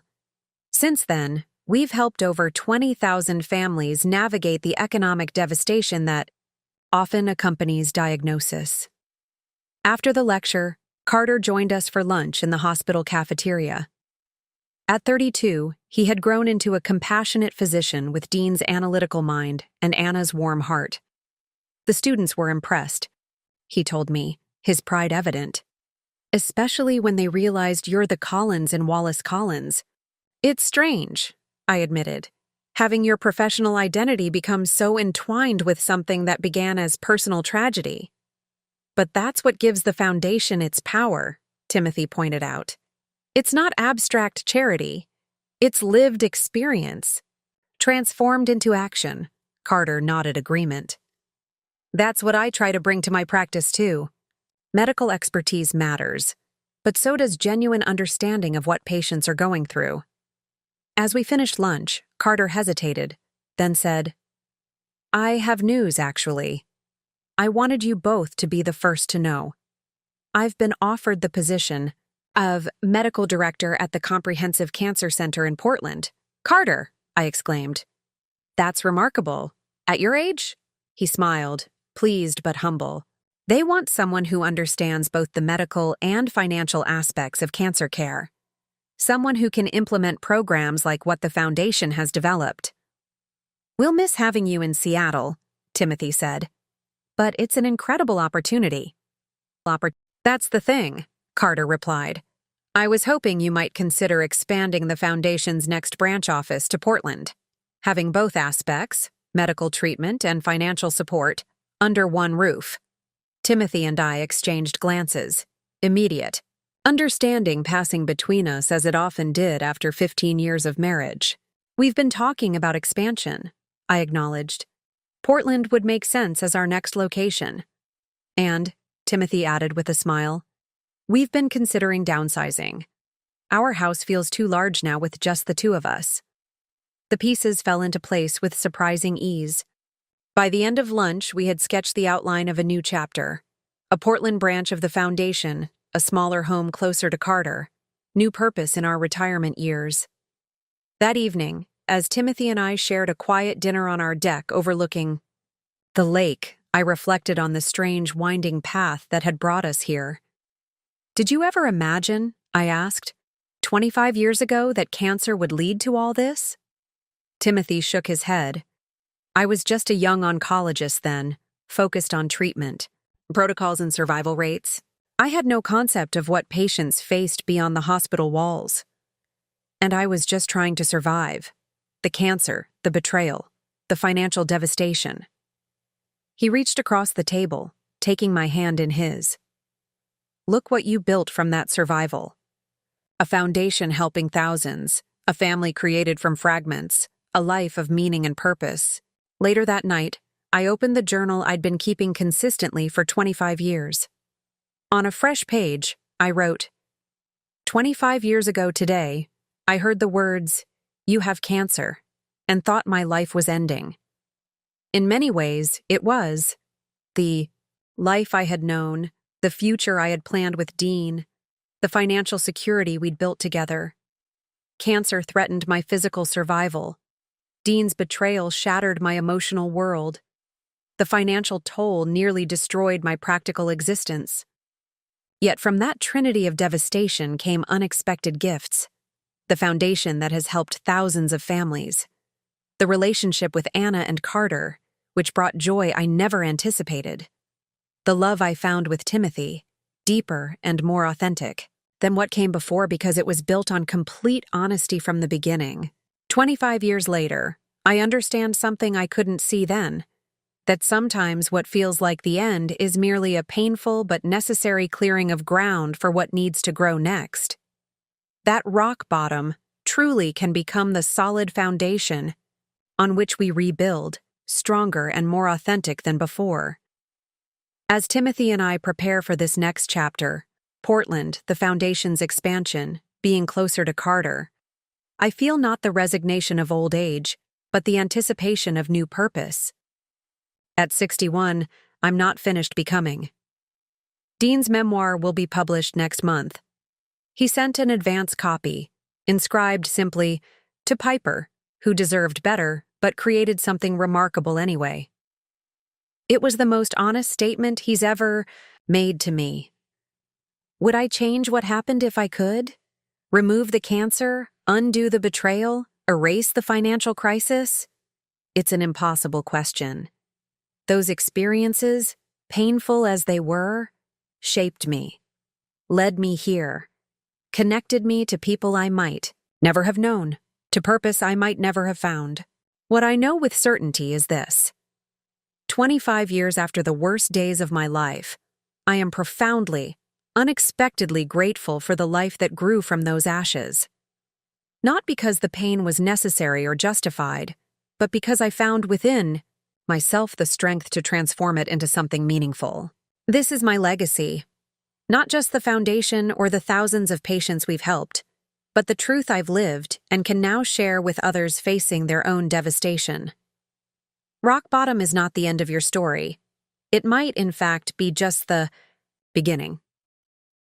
I closed the journal and joined Timothy in bed, his arm automatically reaching for me as it had for 15 years. Tomorrow we would begin planning for Portland, for the foundation's expansion, for whatever came next in this unexpected life we had built together. 25 years ago, my husband had spent our savings on his secret daughter while carrying on an affair. I had fought cancer while discovering betrayal. Today, I was happily remarried, running a national foundation, preparing to move closer to the step-grandson who had become an oncologist partly inspired by my journey. Not the life I had expected, but unmistakably perfectly mine. Perfectly 30 years, 3 decades since the day I heard the words, "You have cancer," and my world began to unravel. At 66, I sat in a comfortable chair beside a hospital bed, holding the hand of a woman I'd never expected to see again. At least not like this. Ashley Monroe, now in her mid-50s, looked up at me with tired eyes, her once golden hair thinned by chemotherapy, her confident demeanor replaced by the vulnerability that comes with serious illness. "Thank you for coming," she said, her voice hoarse from treatment. "I know it's strange, after everything." "Cancer creates its own strange connections," I replied simply. "I couldn't ignore your message." She had reached out through the foundation's website. Stage 4 ovarian cancer, insurance maxed out, savings depleted, alone except for a sister in Phoenix. She hadn't known I would personally see her application, hadn't realized I was still actively involved with the organization despite my semi-retirement, but I had recognized her name immediately, Ashley Monroe. The woman Dean had been involved with during my cancer treatment. The woman who had sought me out in a hospital parking garage 30 years ago to tell me she wasn't receiving Dean's money, setting in motion the revelations that would lead to divorce, to rebuilding, to the foundation itself. "How did you find us?" I asked, curious about the path that had led her to the organization born partly from her role in my life's greatest upheaval. "Carter," she said, surprising me further. Dr. Wallace. I didn't make the connection at first. Not until I saw his name tag. He looks so much like Dean did back then. Carter, consulting on difficult cases at hospitals around the country, had encountered Ashley during rounds at her treatment center in Chicago. He was kind, she continued. Professional. I don't think he recognized me. Why would he? But when he mentioned the Foundation's work with financial toxicity, I knew I needed help. I never expected you would be the one to respond. Life has a strange circularity sometimes, I observed, thinking of all the unexpected ways my path had crossed and recrossed with people connected to that painful time 3 decades ago. Ashley's eyes filled with tears. I'm sorry, she said suddenly, for my part in hurting you, for the affair with Dean while you were fighting cancer. I was younger then, selfish, thinking only of what I wanted. I never considered what you were going through. The apology, 30 years delayed but seemingly sincere, settled into the space between us, unexpected but not unwelcome. Thank you, I said simply. That means something, even after all this time. We sat in silence for a moment, 2 women connected, by illness, by history, by the strange interweaving of lives neither of us could have predicted. The Foundation will help, I told her finally. With medical bills, with housing assistance during treatment, with whatever you need to focus on recovery. Why? She asked, echoing the question so many patients had asked over the years. Why? Would you help me, of all people? I considered my answer carefully, wanting to offer truth rather than platitudes. Because 30 years ago, cancer taught me that we're all vulnerable. Because 30 years ago, Dean's betrayal taught me that pain can either destroy us or transform us. I chose transformation. I reached into my bag and withdrew a book, Dean's memoir, published 5 years earlier before Parkinson's had advanced. Too far for him to promote it. Have you read this? She shook her head. I heard about it. I couldn't bring myself to look back at that time. He wrote honestly about all of it, his abandonment of Anna, his deception during our marriage, the affair with you, the blackmail from his boss, full disclosure, after decades of hiding.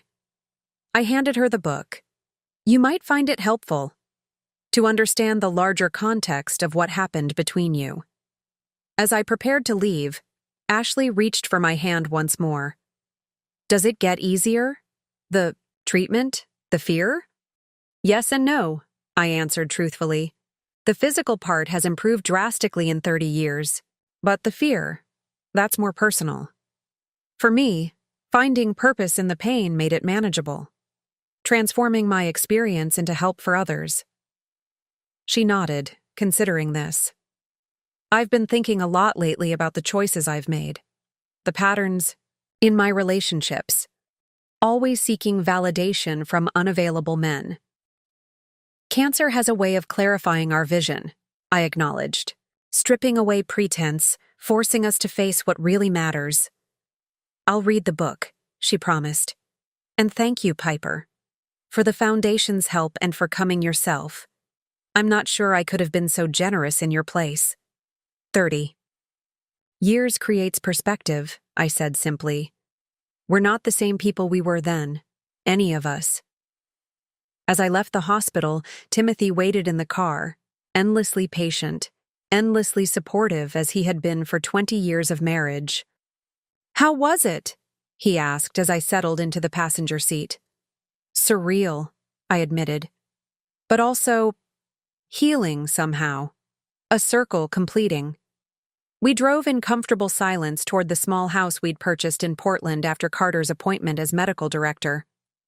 In the decade since we'd moved, the Foundation had expanded to 5 cities, helping thousands more families navigate the financial devastation that often accompanied cancer diagnosis. Anna and Michael visited regularly from Seattle, bringing Emily, now a successful journalist, and her young daughter Maya, who delighted in calling me Great-Grandma Piper, though no biological connection existed between us. Dean, in assisted living now as Parkinson's advanced, made occasional visits when his health permitted. Our unlikely family, formed from fragments of broken dreams and unexpected connections, had expanded and evolved over 3 decades into something none of us could have predicted, but all of us cherished. That evening, as Timothy and I shared dinner on our small patio, I found myself reflecting on the long, strange journey from that kitchen island 30 years ago to this peaceful present. Meeting Ashley today made me think about how it all began, I told him. How one moment, hearing that diagnosis, set everything in motion. The cancer, discovering Dean's betrayal, the financial crisis that became the Foundation's mission. Timothy nodded, understanding as he always did. From your greatest pain came your greatest purpose. And from loss came unexpected gifts, I added, thinking of Anna and Carter, of Timothy himself, of the thousands of patients who had found help through the Foundation's work. Later, as twilight settled over our garden, I opened my current journal, the 12th since that first one Dean had given me on the day of my initial chemotherapy. On a fresh page, I wrote, 30 years ago today, I heard the words, "You have cancer," and believed my life was ending. Instead, it was beginning in ways I could never have imagined. Today I sat beside Ashley Monroe's hospital bed, the very woman whose affair with Dean during my treatment had once symbolized the depth of his betrayal. Today I offered her the Foundation's help and my own understanding, without resentment or bitterness. This is perhaps the most profound measure of healing, that what once caused unbearable pain can now inspire compassion, that the players in my life's most difficult chapter can now be seen with clarity and even kindness. Not because what happened wasn't devastating, but because I refused to let that devastation define me. 30 years later, I understand with complete certainty what I once wrote tentatively in that first journal. Rock bottom truly did become the solid foundation on which I rebuilt my life. Cancer threatened my existence, but led me to deeper purpose. Dean's betrayal shattered my marriage, but connected me to Anna and Carter. Financial crisis nearly broke me, but inspired the Foundation's mission. From the ashes of what I thought was my life, I built something stronger, truer, more aligned with my authentic self. Not without help. Timothy's steadfast love, Anna's unexpected friendship, Carter's inspiring journey, and the thousands of patients whose courage continually humbles me.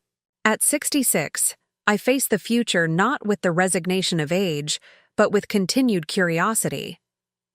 What else might grow from seeds planted in difficulty? What further circles might complete themselves in ways I cannot yet imagine? This is the wisdom I've earned through pain and perseverance. Endings make space for beginnings. Rock bottom creates solid foundation. Devastation, if we allow it, can lead to transformation. 30 years later, I am not defined by having had cancer, or by having been betrayed, or by having faced financial ruin. I am defined by what I chose to build from those experiences. This foundation, this family, this life of purpose and authenticity. Not the life I expected when I sat at that kitchen island waiting for Dean. But unmistakably, perfectly mine. I closed the journal and joined Timothy in our bedroom, where he was already reading, glasses perched on his nose, the routine of our shared life comforting in its familiarity. "Everything okay?" he asked, setting his book aside. "Better than okay," I assured him, settling beside the man who had taught me that trust, once shattered, could be rebuilt with the right person. Perfect, actually. And in that moment, it was. Not because life was without challenges, Timothy's health concerns, Carter's workaholic tendencies, Dean's advancing Parkinson's, my own aging body with its reminders of mortality, but because I had learned to embrace the fullness of existence, with all its unexpected turns and surprising connections. 30 years ago, my husband had spent our savings on his secret daughter while carrying on an affair. I had fought cancer while discovering betrayal. Today, I had offered help to the very woman who had once been his mistress. I had built a foundation that had assisted thousands of families. I had created family connections from the broken pieces of betrayal. Not despite the pain, but because of how I had chosen to transform it. Not the life I had planned, but exactly the life I was meant to discover. Full circle. Complete.